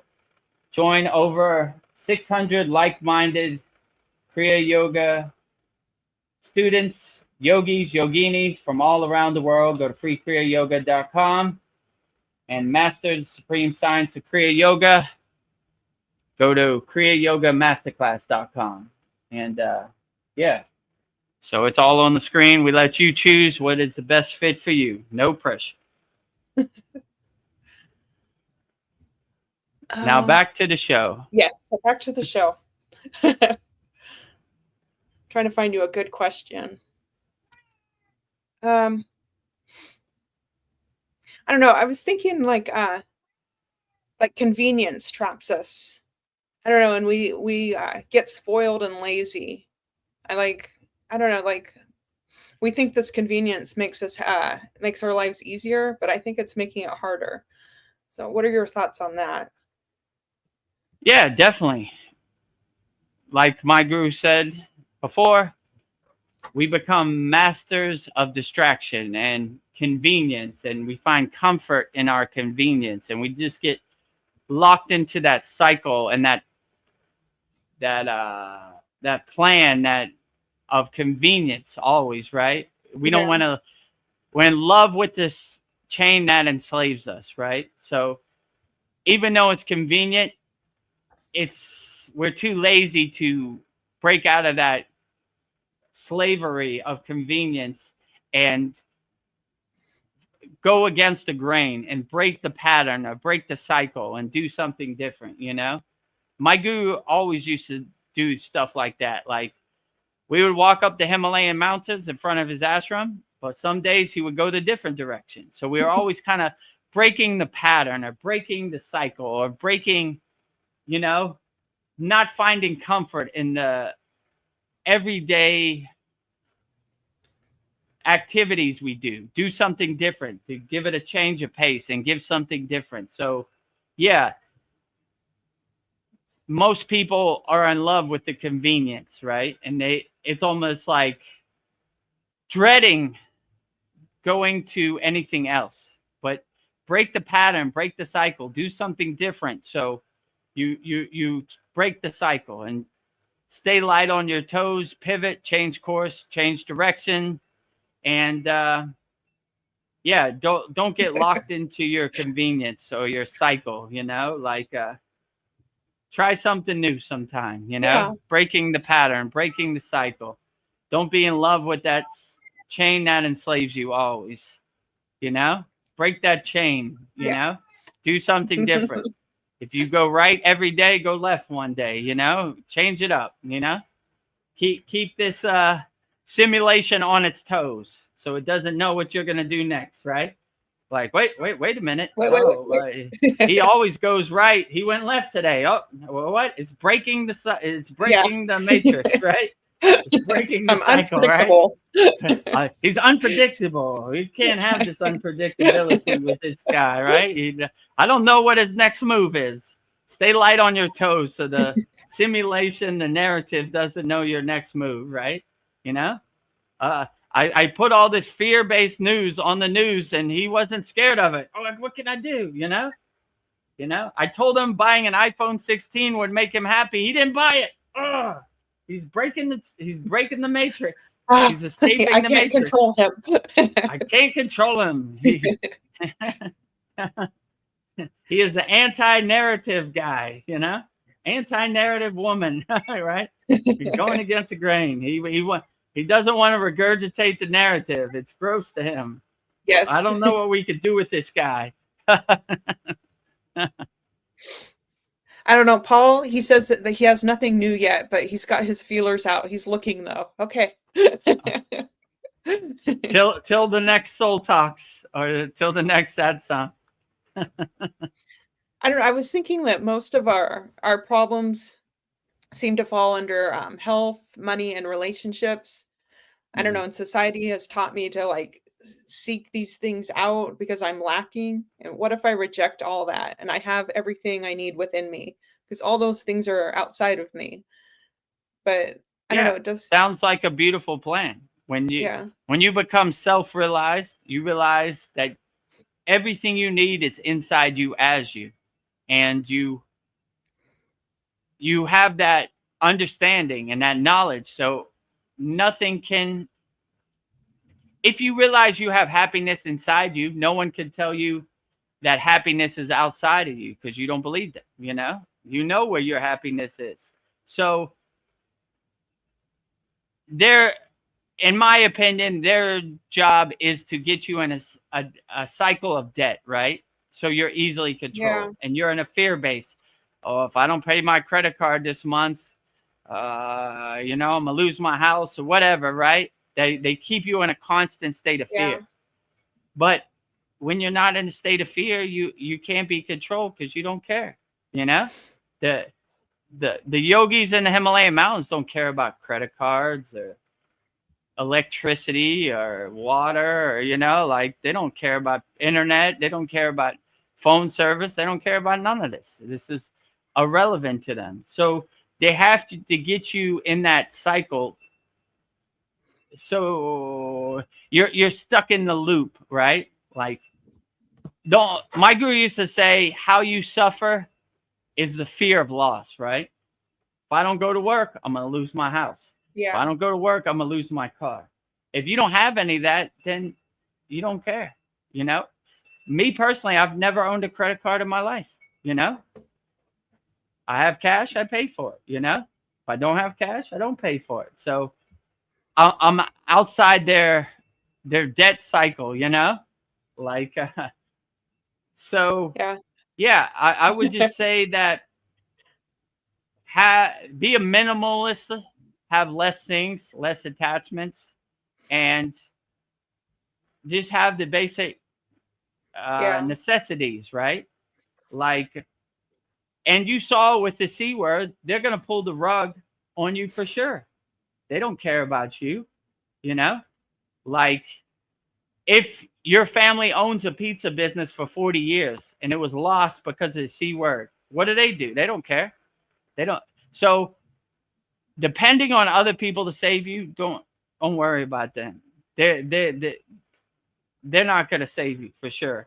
So just be as minimalist as possible, right? When the C word thing happens, I cut all my expenses. What's the bare minimum I need? This and that. Do I need that? Nope. Take it away. take it away, take it away, take it away. You know, just in case, you know, here comes Lucy with the football, you know. Oh, you think you're making good money as a DJ? Whoop, pull it out, pull the rug on you. How am I going to eat? We don't care. Figure it out. Work online, you know? Like what? I don't work online. I have a physical job. Oh, I don't know. Go sleep under a bridge. Go die. I don't care. You know, you see these people, right? That are our so-called leaders, our so-called trusted people. They throw you under the bus all day, every day. They look for the opportunity to laugh at you, right? So have plan A through Z, you know? When something happens, you say, I got you, you know? Still here, you know? Still here. Kicking. So, yeah, just have as less the attachments. Really self-observe. Do I really need this? Or can I cut this cost, you know? And try to bring your bills down as low as possible. Just in case. Who knows what's coming in 2026? You know? They got their playbook ready. And I'm surprised how many billions of people they caught with it, you know? With it. But, you know, once they find something that works, they're probably going to run it again. And then again and again. And again.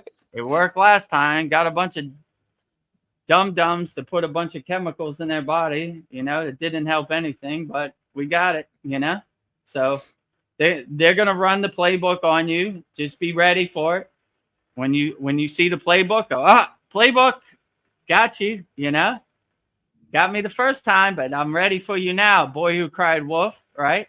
Woof, woof, woof, woof, woof, woof. No wolf, you know. So just be light on your feet and don't get attached to all this stuff.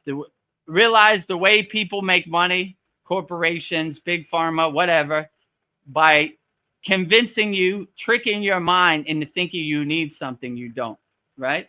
When you just have the bare necessities, they can't really sell you anything. I got what I need, right? But you need to be on this pill for the rest of your life. No thanks. I'm good. You know? So evaluate what you have and cut your expenses as low as possible, because who knows what the world has in store in 2026. It could be a rough one, or it could be a smooth one. Who knows? Stay light on your feet. Pivot, change course, change directions. But one thing you know for sure, they don't care about us. That is for sure. They'll look for the opportunity to laugh at you and throw you under the bus. And it's disheartening because these people work for us. They're civil servants. They work for us, but they don't see it that way.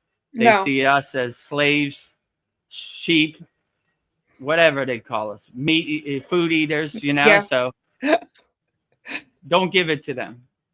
Break their plan, right?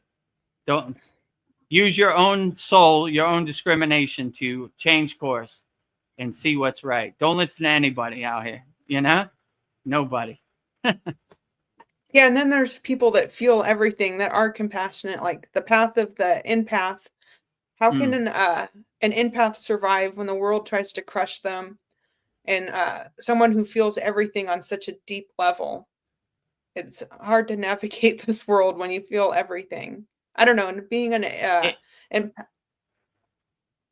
If you're an empath, I would just try to get to an environment where you're not so overwhelmed.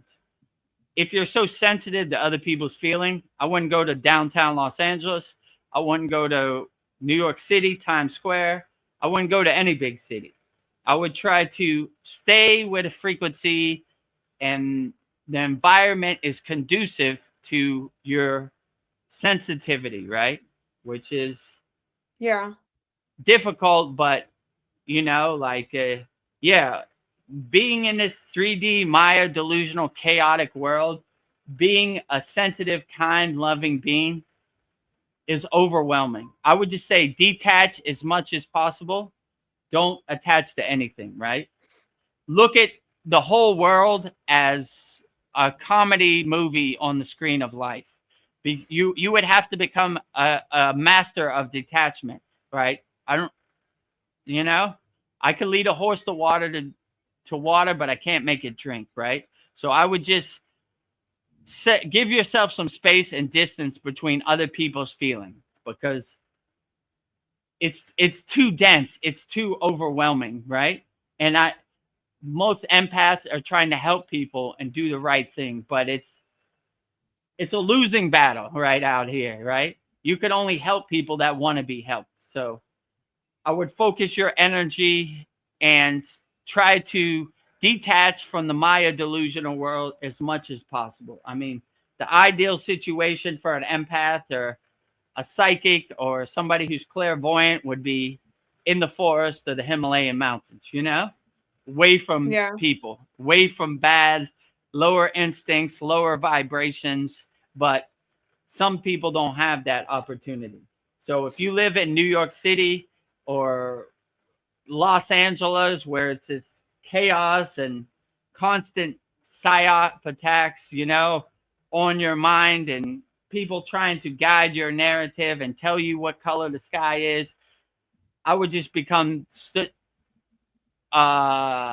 invert. Like, I would try to exclude yourself or have as less interaction with people as much as possible, because it's going to be overwhelming for you, right? And it's going to be like a lower instincts and other people's lower vibrations. It's going to be like an energy vampire for you, sucking your energy, and you're going to be exhausted every day. Like, you're just going to fall into bed and go to sleep. Like, oh, they killed my battery every day, right? Like, so you would want to create some boundaries or borders or a shield or an atmosphere where people can't come in, right?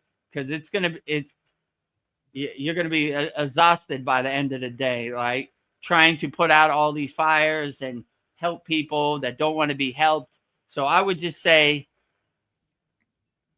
separate yourself and have as least amount of interactions with lower frequency beings as possible, because it's going to drain your battery very fast. Try to be around as much nature, as much prana, as much shakti, as much bodies of water as possible to recharge your battery. But yeah, definitely it's hard being an highly enlightened being, a highly aware being, a higher vibrational being out here, because it is tough. And there's so many landmines and obstacles and blockages and walls, But I would say, keep this affirmation in your pocket. We only talk to people that can hear what we say. So if people aren't ready to be better, just save your energy and find people who you can really uplift and help on the path, because talking to people who aren't ready is almost like talking to a wall, Only talk to people that can hear what you're saying, right? Yeah. So help people that really are grateful for help, not people who take help for granted, or use your kindness as weakness to you. So definitely, but I have compassion for empathetic people out here, and psychics, because even in my case, like when I go out in the world, it's just gross and dirty, and I was like, God, this energy stinks, like, all right, let me hurry up. You can feel it, What I gotta do? I gotta buy some food. I gotta do. All right, hurry up, quick, get back, shield up, And even me, I put up my Cavachum shield every day when I go out, like, all right, here goes, So putting up your shield, your protection mantra, getting your mind right, understanding that these energy vampires are out here and they're going to attack you. Just have your shield ready up and waiting, but they're out here for sure, for Vedagurudev included, So I go through it too on a daily basis, Yeah, sometimes I'll even pick up on people's pain, and it's just like, it's exhausting. Like, I don't know, like Mariana was talking about her tooth pain. I was like, for a second, I felt like some pain in my mouth. I'm like, oh, like, too much. Yeah, gotta turn like this off. it is exhausting. Like if you try to absorb other people's pain, you'll be totally exhausted by the end of the day because there's a lot of people and you can't help them all. So you got to pick and choose your battles wisely, right? You know, if somebody isn't receptive to your healing, find somebody who is and grateful and gives gratitude for your healing. But yeah, you can't help everybody out here. It is too overwhelming and too dense Yeah. for sure. Paul has something funny to say. He says, I've still got the DJ Domination Platinum MasterCard. I'm still trying to pay it off. Like, Good he luck on laughs. that. Yeah. I mean, I never had a platinum MasterCard. If I had, I'm old school. I have cash in my pocket. If I don't have the cash, I'm not buying it. Right. So I never had a credit card or anything. So Yeah. that's how I live. Right. You're like, credit If score? I I don't can't, care. if I don't have the money to pay for it, I probably shouldn't pay for it. Yeah. I'm old school. So yeah, I'm glad you have the platinum card, Paul. I hope you get it paid off. But yeah, there was never a DJ Domination Platinum card. my credit score is probably super million -0 right now, you know? Like you Like, probably does not never even exist. seen a credit score. It doesn't exist. I'm a ghost in the system. I like it that way, you know? Oh, Sandy says, so true. I lived and worked for years in a big city, Toronto. Very draining. Last few years, I'm leaving in a less populated city around lots of nature. Living, yes, that sounds Yeah, much very better. great. I mean, you could see the night and day difference, you know? Like when I go to a big city, it just feels so dense and chaotic and overwhelming to me, right? When I go in nature, I feel like home, right? Like, yes, you know, that's why a lot of these yogis, no matter what, they don't want to go to New Delhi. That's probably the first question. Like, yeah, we want to fly you to the city. Where do I fly out of? New Delhi? No, thanks. You No, know? thank you. No, I don't want to go. You know, all these cleansing techniques that we have in our school, these pranayamas, are because yogis had to go to these polluted places in India, right? And that's how they clear themselves out, right? They clear all the junk out, all the soot, the pollution. So, yeah, I agree with you. The noise. You ever go to a big city in India? Anytime a car passes another car, they honk. So imagine 1 billion people honking at once. It's like, I was like, you know. But my guru did say, if you could master meditation in New Delhi, then you can master it anywhere, because it's, you know, there's so many distractions. It's so chaotic that it takes some real mastery to overcome and meditate in the center of New Delhi for sure. So I don't know. I might have a good Paul question, but what is this obsession with the snakes and reptiles in India? I see it in the statues, the books, the architecture. It makes me think that this reptilian race really does exist. I don't know. In the Bible, a snake is referenced in the Garden of Eden. I'm thinking that snake was real. I don't know, but yeah, so in India they have a lot of references. They're called nagas, right? Which are yeah, spiritual snakes, right? So the kundalini is a golden snake. So if you look, they're always looking at snakes as like a sacred being, right? So my guru always used to say we should never kill snakes because they're highly evolved, higher frequency beings. That's what they believe in India, you know? So yeah, there's many symbolizations of snakes. When you see like a hood over a statue, that symbolizes their kundalini is awake. The hood of the snake is the kundalini fully awakened. The kundalini is always a snake. Yeah, they have all kinds of symbolization. Lord Shiva has a snake around his neck, you know. There's all kinds of snakes for sure everywhere. Like in Hindu Vedic tradition, snake is a highly evolved being, right? So they always have snakes in a lot of stuff and a lot of scriptures, you know. I don't think it's because the alien reptilian race, it's more their tradition of snake, of worshiping the snake, and the snake is a sacred being. So you always see the naga all the time, right? On all kinds of statues, everywhere, you know. And it's seen as probably the most highest animal because it's around the highest deity, Lord Shiva, right? So around his neck. So they always honor snakes. And I guess their reasoning is if a snake is around Lord Shiva's neck, then it is a highly evolved being, because Lord Shiva would not let no lower frequency being around his neck. So obviously, if it's good for Lord Shiva, it's good for all of us. So that's kind of their mentality. So anything that Lord Shiva has around his neck is probably highly evolved, right? Like, Yeah. you know, because there's no reason for Lord Shiva to have any lower frequency or any negative or nefarious animal around his neck.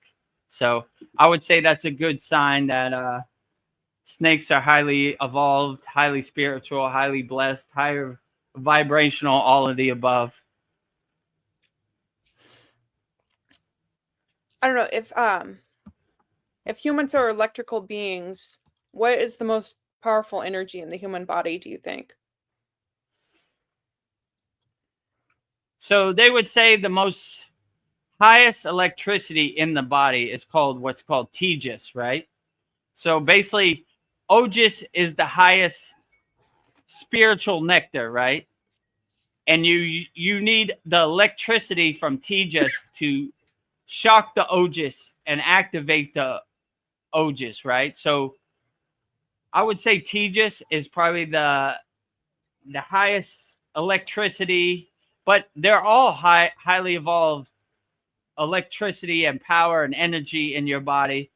Your Shakti in your body, your prana in your body, Yeah. your inner divinity, like all this, when it comes together like pieces of the puzzle, it just creates like a spiritual nuclear power plant, right?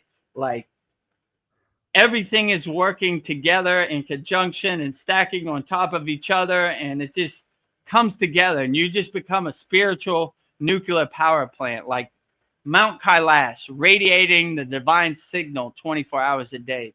So when you have that electricity of Tejas, it kind of activates and kind of jumpstarts your inner energy in your car, and the possibilities are limitless, right? But there's all these subtle energies, chakra energies, Shakti energy, prana energy, pranayama energy.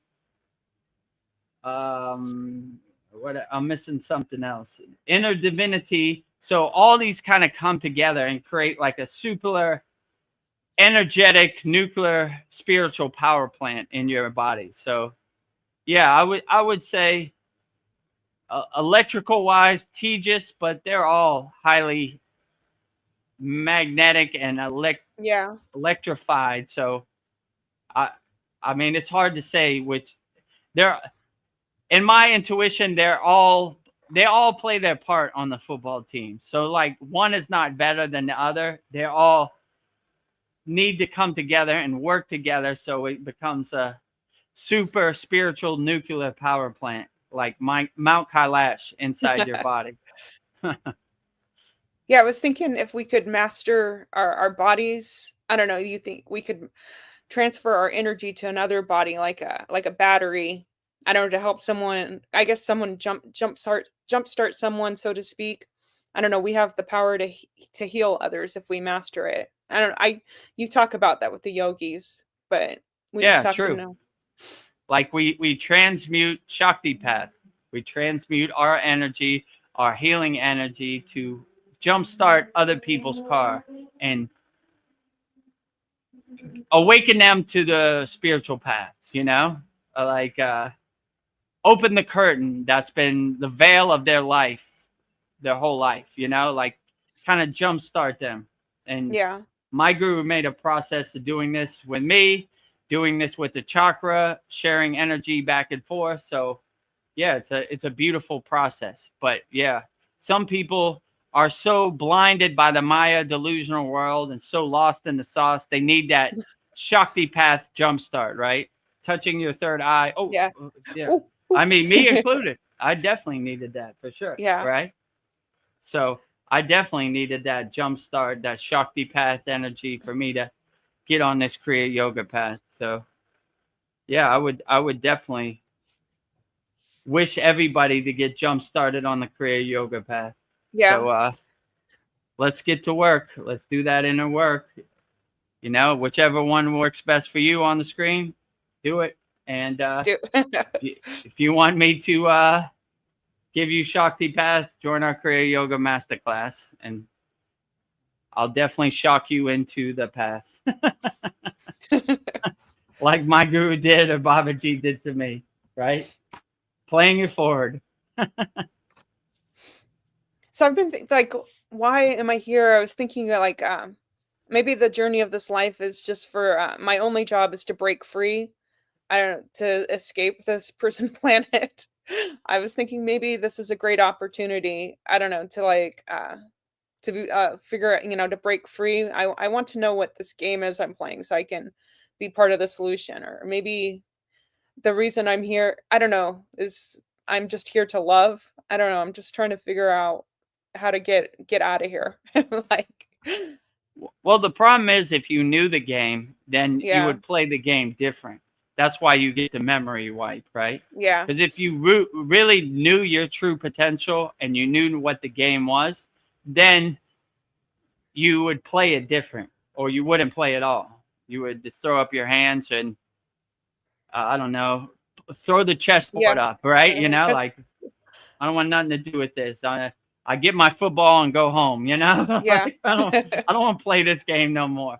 So that's kind of the construct that it has, where you can never know the game because you wouldn't play it to your full potential. But I would just say, instead of trying to suppress it and not play the game, I would just play the game as best as you can, by being the best person you can, by being the most loving person you can, by being the most kind, compassionate person you can, and just see where it takes you, you know?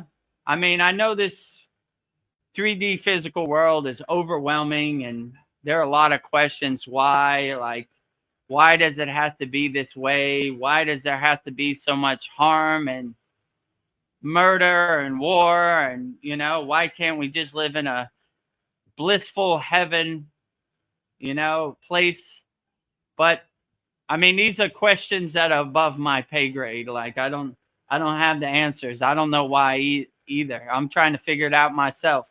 So, but I would just say, in my intuition and my darshan, I would just say you could never go wrong being the best loving person, helpful person, kind person, compassionate person. And this Maya delusional world is going to be the way it's going to be. It's not going to adjust to you. It's not going to change for you. You just have to change and adjust to it and take it on the chin and be like, all right, whatever, you know, I guess time to dance. Well, yeah, that's not favorable to me. You know, I don't really feel good. My body doesn't feel good today, but I'm going to take it on the chin and I'm going to just dance with it. And I'm not going to give up and I'm going to keep going. You know, it's not, you know, when you realize the 3D Maya delusional, chaotic, distracting world isn't going to happen the way you want it to happen. You have to adjust to it and you have to change to it. So when you see it's not going to happen the way you want it to happen, you really don't have no expectations. Like, well, that's what the Maya delusional world does, you know? yeah, That's it, it's going to try to mess me up. It's trying to get under my skin. It's going to try to steal my attention. It's going to try to hook me to its narrative. I see the pieces on the chessboard. So I just, move accordingly. I know there's a Wizard of Oz behind the curtain, and I just stay out of that situation. Don't get attached to anything. Just be free, and don't let other people's perception become your perception. And this probably guide you greatly. But the best thing is that you're aware. 95% of the people in the world ain't aware. They just go on the hamster wheel over and over and over, never pivot, change course, do the same thing they did yesterday and the day before, and over and over and over and over and over. By being aware, at least you have the discernment and the discrimination. Like, I see the pieces on the board. I see it. Okay, I'm aware. I'm ahead of majority of the people in the world. Okay, now that I'm aware, I can move accordingly. All right, let me see. I know your game. Weapons of mass destruction. Good one. Whatever. The C word. Yeah, there you go. I knew you were going to pull that. That's what you do. That's part of your play. Your That's playbook. what you do. That's what you do. Liars tell lies. Good one. Yeah, you want me to take the truth from a habitual liar? No thanks. I got your game. I see your strategy. Okay, I got it. Let me navigate, through this crazy 3D Maya delusional video game. Oh, wait a minute. Oh, over there. Oh, almost got me, So it's crazy out here, and you just got to have your head on a swivel and be light on your toes and be ready to pivot and change course no matter what happens. But this one thing I learned, trying to control this 3D Maya delusional world is a waste of time. It's going to happen the way it's going to happen, and you can't control anything it's going to happen. So you shouldn't have any expectations. Nothing should surprise you, right? Like, what surprises you, Vedagurudev? Nothing. This crazy Wizard of Oz is going to do some crazy stuff tomorrow and the next day and over and over and over. When isn't he going to tell a lie? That's what I want to know. Him telling a lie is another day at the office, Yeah. When haven't they told a lie? That's what I really want to know. Probably never, That's what liars do. Liars tell lies. So when you have that kind of discrimination and discernment, you see the 3D pieces on the chessboard and you say, got it. I got you. Got it. All right. Yeah. I see your game. I know your strategy. All right. Not going to sink my battleship today, Yeah. Just have that detachment, that discernment, that detached witness, and that detached discernment witness, right? Like, create some space between you and the narrative. Like, don't try to be in their movie. Don't try to be in their box. Just try to witness it. Like, look at this. Don't try to change the end of the movie. Don't try to make sense of the movie. Just watch the pictures go by. This movie. All right, here comes this episode of Seinfeld. Kramer's going to come through the door. And the mailman's going to come. And, maybe get lucky. We'll see the soup Nazi, but another day at the office. So when you have that detached witness, that space, that distance between you and the narrative, it has less impact, but it's still there, It's always trying to steal your attention and get under your skin and dance around or get you angry or boil your blood, whatever, Yeah. That's just part of it. So instead of suppressing it or asking why, I just roll with the punches and try to play the video game as best as I can and see where it takes me. I'm stretching my feet 1 second. Yeah, stretch your feet.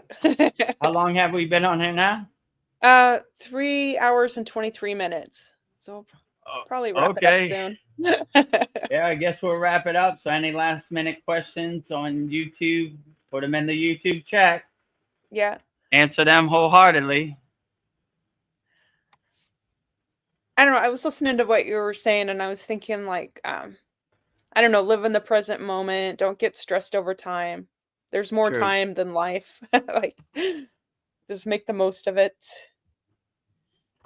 Yeah, And definitely just make the most of it. Don't stress about it because you can't control it anyway. It's going to happen the way it happens. And stressing about something you can't control is a waste of time.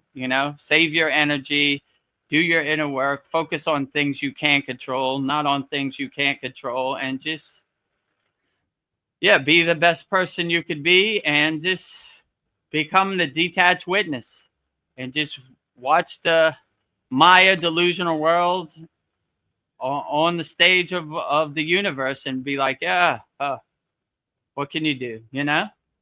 Like, don't get attached to it. Don't let it upset you. Just let it pass. The detached yeah. witness. Well, that was interesting, but what can I do about it? Auto pen is going to be auto penning. I my friend used to say the math is not mathing. So same thing, right? Mapping. I don't can't make sense out of any of this stuff, right? None of this is making sense. None of this adds up. None of this is certain. Just try to navigate it as best as you can, but I have compassion for people out there because I know it's overwhelming and none of this makes sense. And who can make sense of it? It just try to be the best person you could be in the present moment. If life deals you a pair of twos, play as best with those pair of twos as you can. Who knows? You might win the poker game at the end of the night.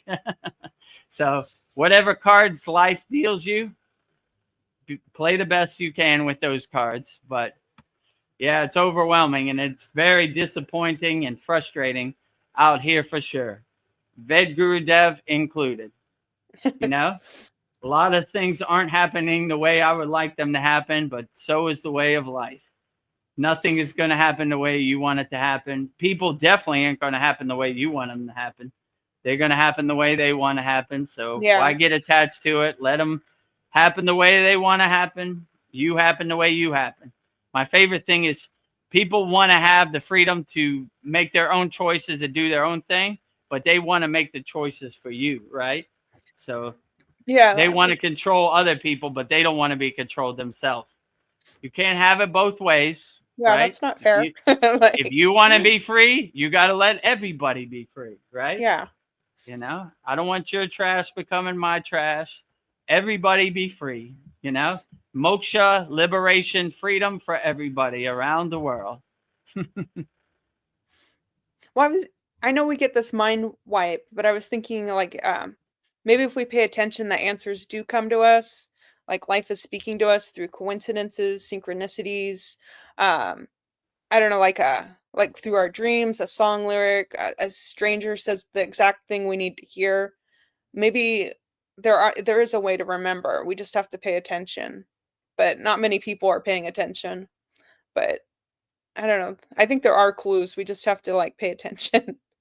Yeah, definitely. All the kriyas and all the practices we do the goal is to heighten our awareness, heighten our discrimination, heighten our detachment. So when you do become aware, then you become more sensitive to these things, right? You become more aware of these things out here, So that's the goal of Kriya Yoga, for you to clear out all the blockages, rise out of the pit of despair, the root chakra, and go up to the spiritual chakras, the heart chakra, the throat chakra, the eyebrow chakra, the crown chakra, and clear out all the junk in your basement and align yourself so you do get the answers. Like when you have a clear connection, like the pillar of light to the astral plane or the Akashic records or whatever you want to call it, the answers do come to you and they're waiting for you. They're readily available to come to you.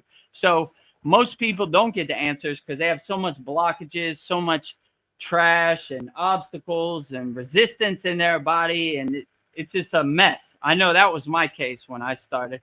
So we start the spiritual process of cleansing and purifying your body so you do have a clear connection. And once you have a clear connection and you open your crown chakra and you welcome you open the great gates of your crown and the pillar of light hits your crown, then these answers are readily available. They just come to you, you know? So you really don't have to do anything. I think in my intuition, most spirit guides and most enlightened beings are waiting for you to do the inner work so they can communicate with you. My guru used to say the lowest an highly astral being or a spiritually enlightened being could come is to your crown chakra. So that's why we're bringing all of our energy constantly up to our crown chakra. So if a darshan is coming or necessary, we've done all the inner work, we've cleared out all the junk, we kept our ashram clean, so we do get the signal, you know, we do get the message, right? It's like, it's not like a staticky symbol on the radio dial. It's like, what? It's like a clear signal, right? No static, right? So in Kriya Yoga, we're clearing out all the static. So we have a direct pillar of light to whatever message is being sent or whatever confirmation is being sent. So if you've done the inner work, that message probably would come in meditation. If you need to do some more work, it'd probably come in dreams. And if you're really blocked up and everything, you probably wouldn't get any message, you know? So it would be too staticky to hear. So do your inner work so you could hear the message clear. That's probably my best suggestion. But yeah, they are sending spiritual insights on the path. It's up to us to clear the signal so we get it. Yeah. You know? So I would say they're constantly sending messages, but I like to say I'm 2 years behind Babaji, right? So I'm catching up to Babaji, you know, like, wait a minute, what happened? What? So I'm trying to clear the signal as much as possible so I get a clearer signal, you know? But it's a house under construction. It's a work under progress. So, you know, you're constantly trying to clear out the distractions and take your 2 industrial sized trash bags out to the curb. But it's a lot, you know? So Yeah. I wish everybody to do their inner work. You know, those people that don't know how to do the inner work, the information's on the screen. So let's get to work, you know? But yeah, the messages are there. It's up to us to clean our house and clear out all the trash so we do get the message, you know? It's a work in progress. Well, Sandy agrees with you. She says so true. They rejoice in working it with us, channeling through us, working with us. Yeah, I agree Yeah. with you also. They do. They're waiting for us to get the message and raise our awareness and clear the path. So they are, in my intuition, any darshan I've got, they've been very happy that I've done the inner work to clear that path, right? Like, what took you so long, Vedagurudev? You're having too much fun in that crazy Maya delusional world. Yeah, I know, but I'm here now. Let's get to work. What's the message, you know? Like, so they're like waiting for you to catch up, you know? So I'm trying my best to catch up, you know? So Yes. to clear the signal so they have a direct connection so the pillar of light can hit the crown of your head, you know?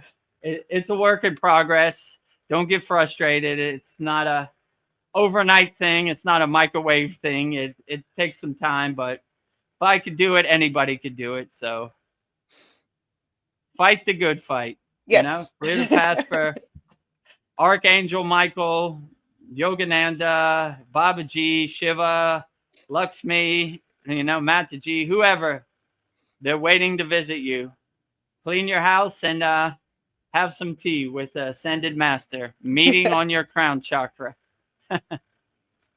Well, I have a question Arjuna asked Krishna. Actually, I would ask you that too. I don't know, it's something I struggle with. Arjuna says, I'm very grateful to you, Krishna, but how will the common person grasp you, understand you, and realize you? I don't know. Some people just aren't ready. Like, yeah, for the common person to understand God, the source, this is a tough nut to crack, I would say. I always say a God defined is a God confined, right? Like, I can't make sense of Krishna, Shiva, or anything. These are way above my pay grade, right? Like, I'm trying to do my best to understand or be a spark after their big divine sun, just a little spark.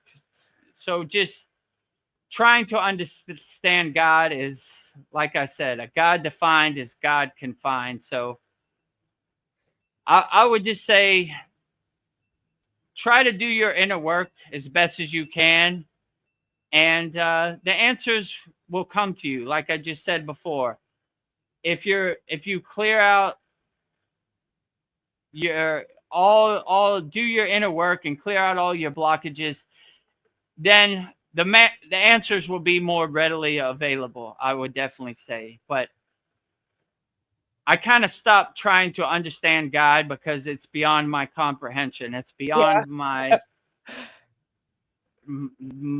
definition of God. It's too overwhelming. So I have enough work to do inside me as me. I have enough on my plate inside me as me. So trying to understand the, how can I say, the source of the universe is, whoo, man.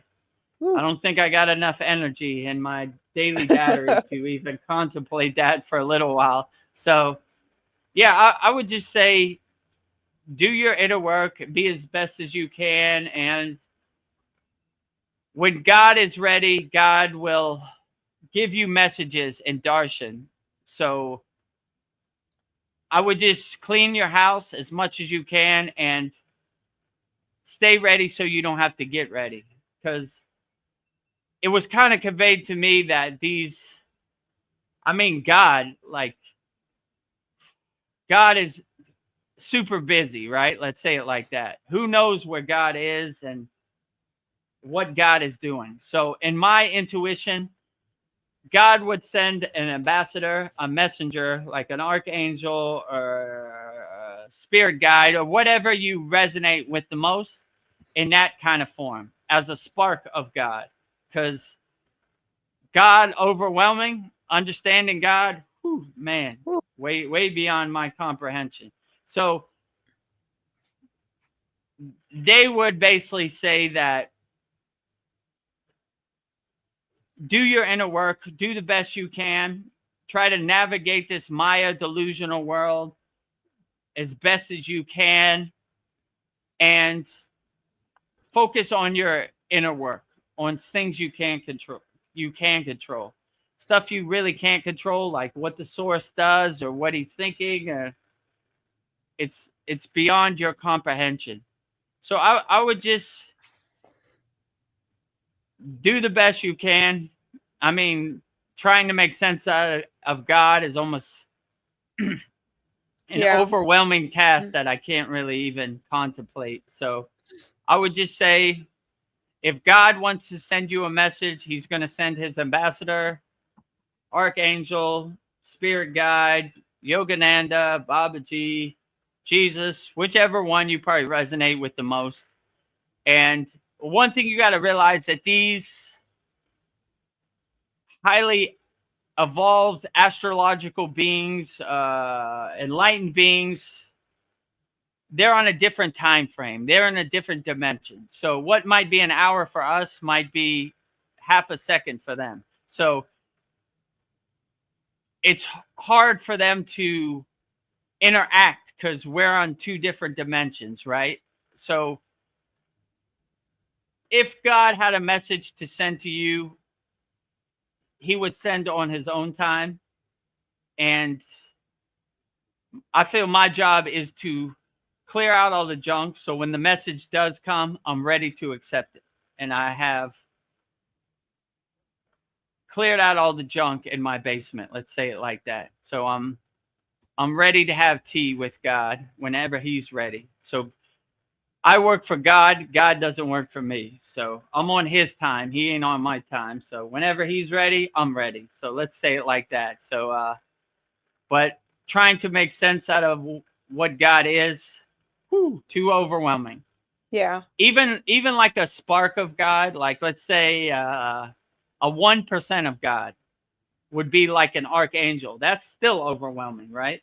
Most people would be freaked out by that, 100% of God probably blow my Yeah. light socket, like, I mean, 10% of God would blow my light socket, so my light bulb would be blown, Woo. Yeah. Arjuna tells Krishna, show your true form, and he shows his true form, and it's too overwhelming. much. Stop. So that kind of resonates with me. Like, even if you saw like God's pinky toe, it would still blow you away, So they have to dilute it and downsize it so much, water it down, where your monkey peanut brain can understand it. You know what I'm saying? Yeah. Like, even that blows you away, right? Like, I was open to archangels, but when I got an audience of archangels, I was like, "Whoo, where'd this come from?" Imagine a normal person, forget it.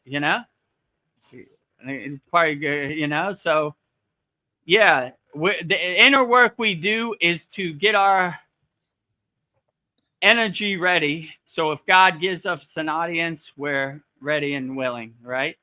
But in my intuition, it wouldn't be a source audience, because that would be too overwhelming. It would be a chip off the old block audience, archangel, yeah. Maybe your mother who passed away, maybe a deity you resonate with, like if you love poverty, something like that, So it just depends what you resonate with. That's what I think would come, right? So, but I don't know. Maybe they test you out. Yeah. Well, not a mistake. I made the mistake of saying, "Seraphim, show yourself." Who was that in the background? And I saw a bunch of wings and eyeballs. So I was open to it, but it kind of, that's something you don't see every day. Yeah. And I'm a higher vibrational yogi, It still threw a curveball at you. Threw a curveball to me too, and that's 1%. I'm open to it. If you're not open to it, blow your light bulb. Next trip might be the crazy house for you. So I've seen too much.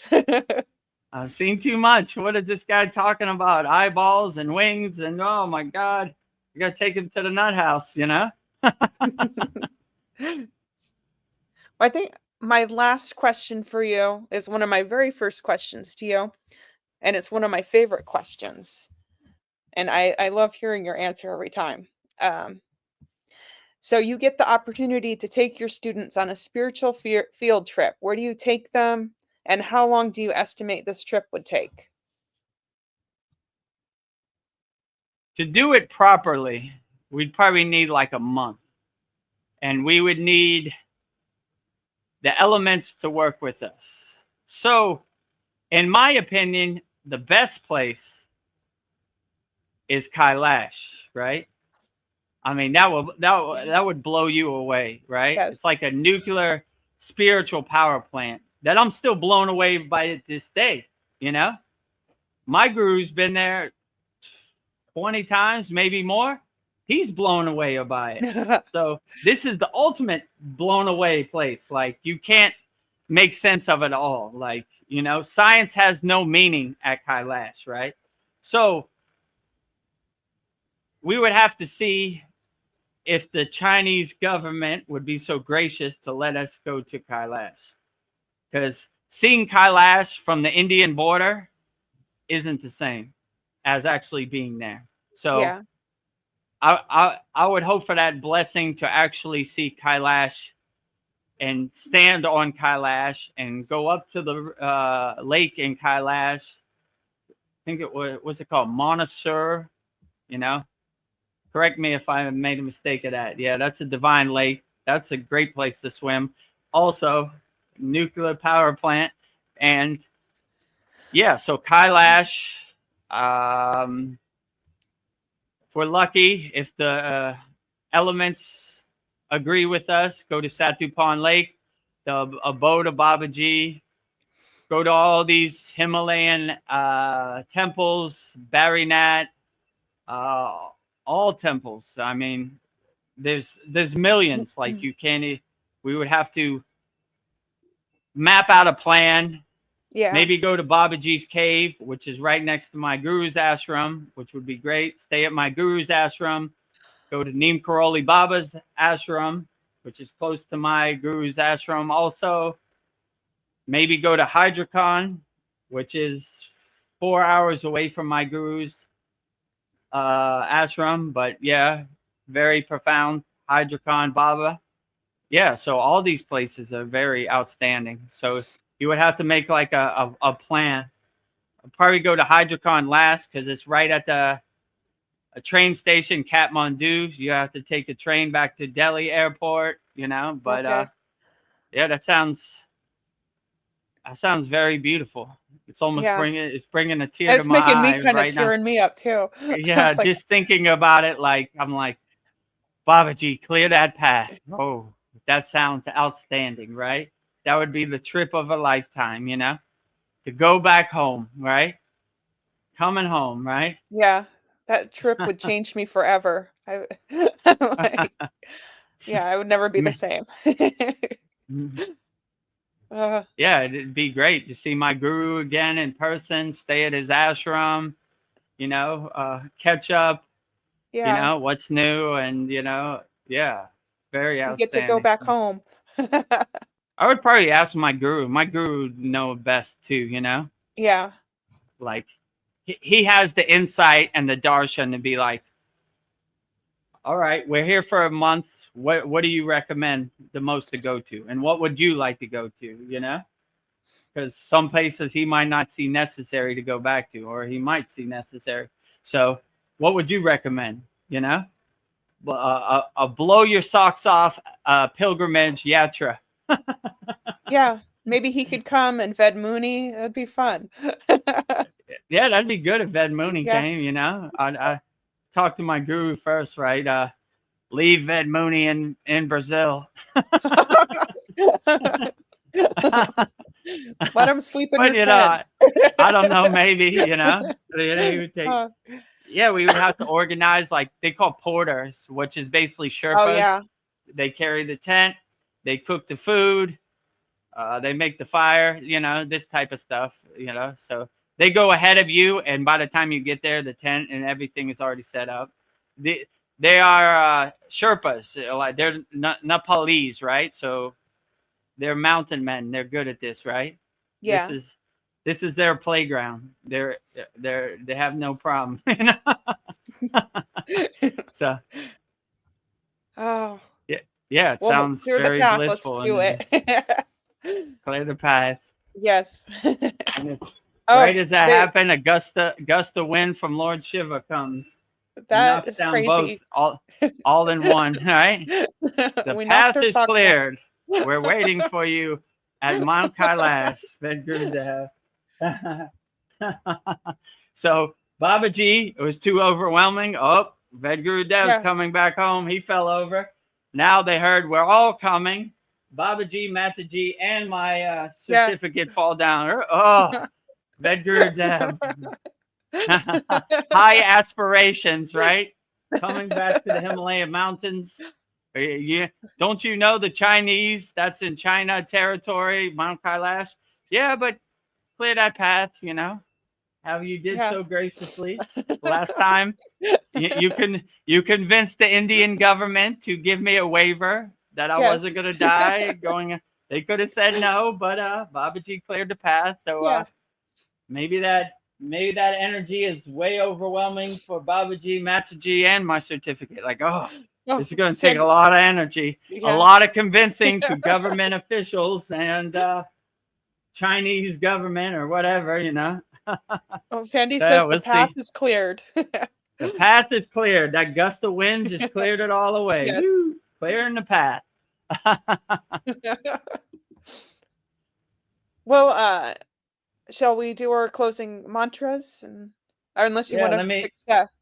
Yeah, I'm gonna fix everything. Yeah. Fix Mataji. Oh, that was crazy that it happened all at the same time. Like, A super gust of wind right there, right? It's usually just Babaji. Mataji fell too.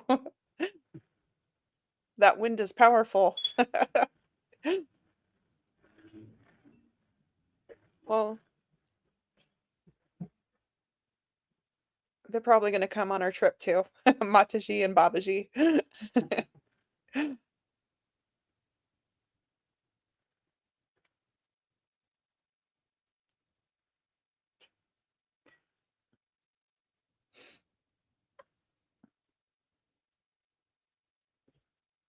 She's okay.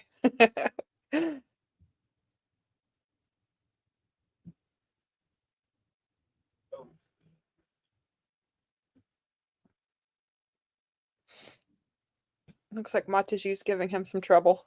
Like, Stay down, Vedagurudev. Stay down. All right. Okay. oh. Darren Carter, he just popped on. He says, love to you guys. Thank you. Thank you, Darren Carter. Love to you, Darren Carter, too. Yeah, we'll send you this in the school to watch back. It was a pretty profound one. Yeah, it was lots of ups and downs, peaks and valleys in this one. Peaks and valleys, yeah. Our original StreamYard link didn't work. It was corrupt for some reason, so we had to adjust and do it again. So we were 20 minutes late, but no yogi or yogini left behind. Still moving. Yeah. Better than ever. Better than ever. Yes. Well, it's been a great satsang. We covered a lot of great topics. I feel delirious with happiness. Outstanding. Me too.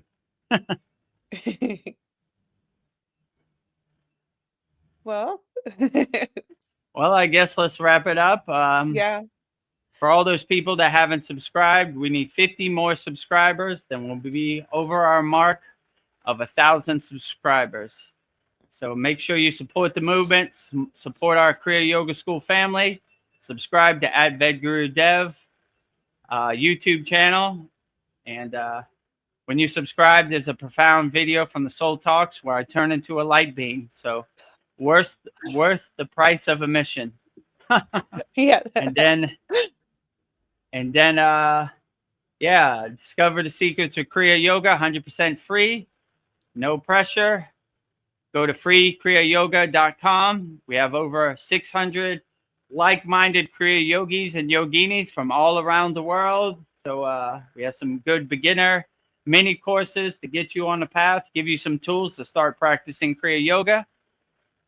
And when you feel ready at your own pace and your own divine timing, master the supreme science of Kriya Yoga, go to kriyayogashop.com, and I will coach you and guide you and be your guru, whatever you need, answer all your questions, and you'll join our very interactive, loving community. Me, Veronica, Paul, Mariana, Kyle, Tony, Sasan.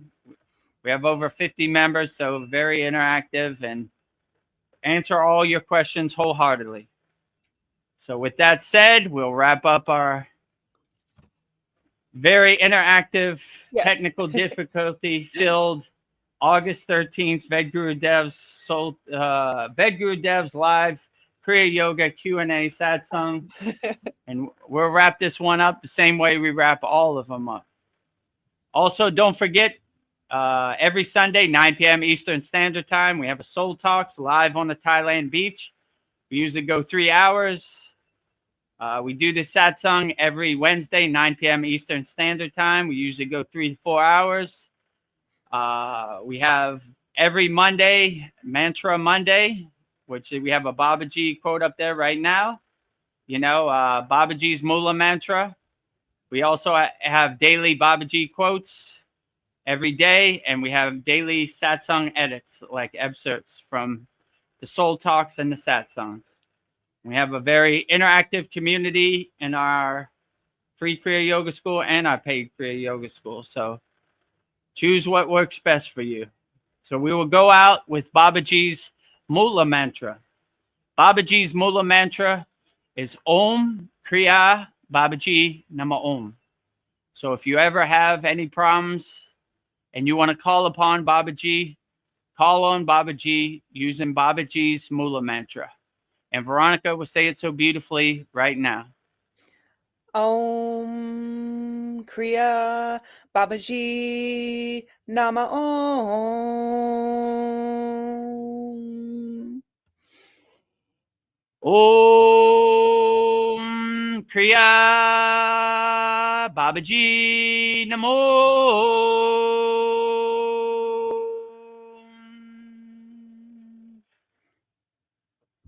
Lastly, we will sing the Shanti Universal Peace Mantra, giving peace and love to all people all around the world. And Veronica will say it so beautifully right now.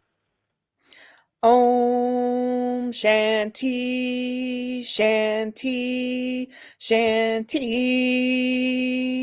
Shalom. Sat Nam Sadhu Taoim. Spirit. Swami Kami Amen Amen. Om and Selah Home. Om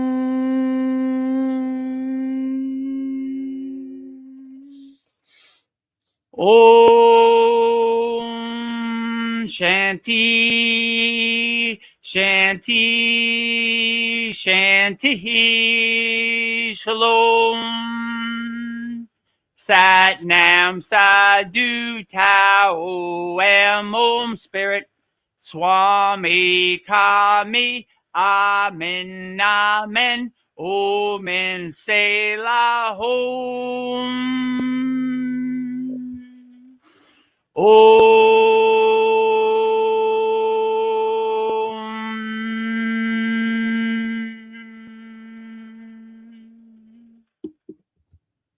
Are you feeling spiritually lost? Like you've tried everything, YouTube videos, online courses, even meditation apps, but still something is missing? Wondering, is this all there is? The world is loud and chaotic, and your soul is overwhelmed, craving inner peace, but you can't find your way back to yourself.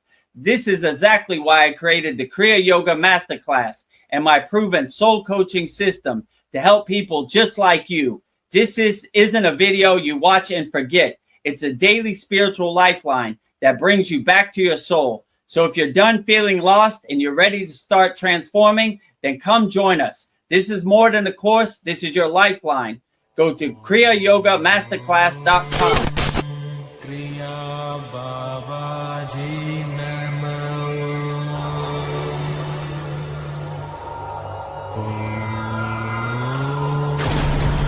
Kriya Babaji Namo.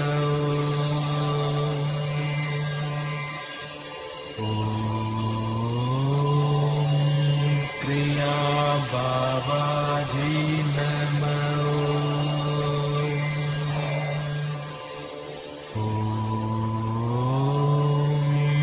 Kriya Babaji Namo.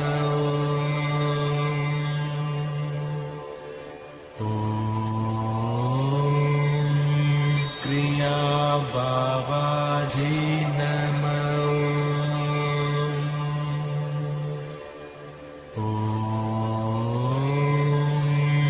Kriya Babaji Namo.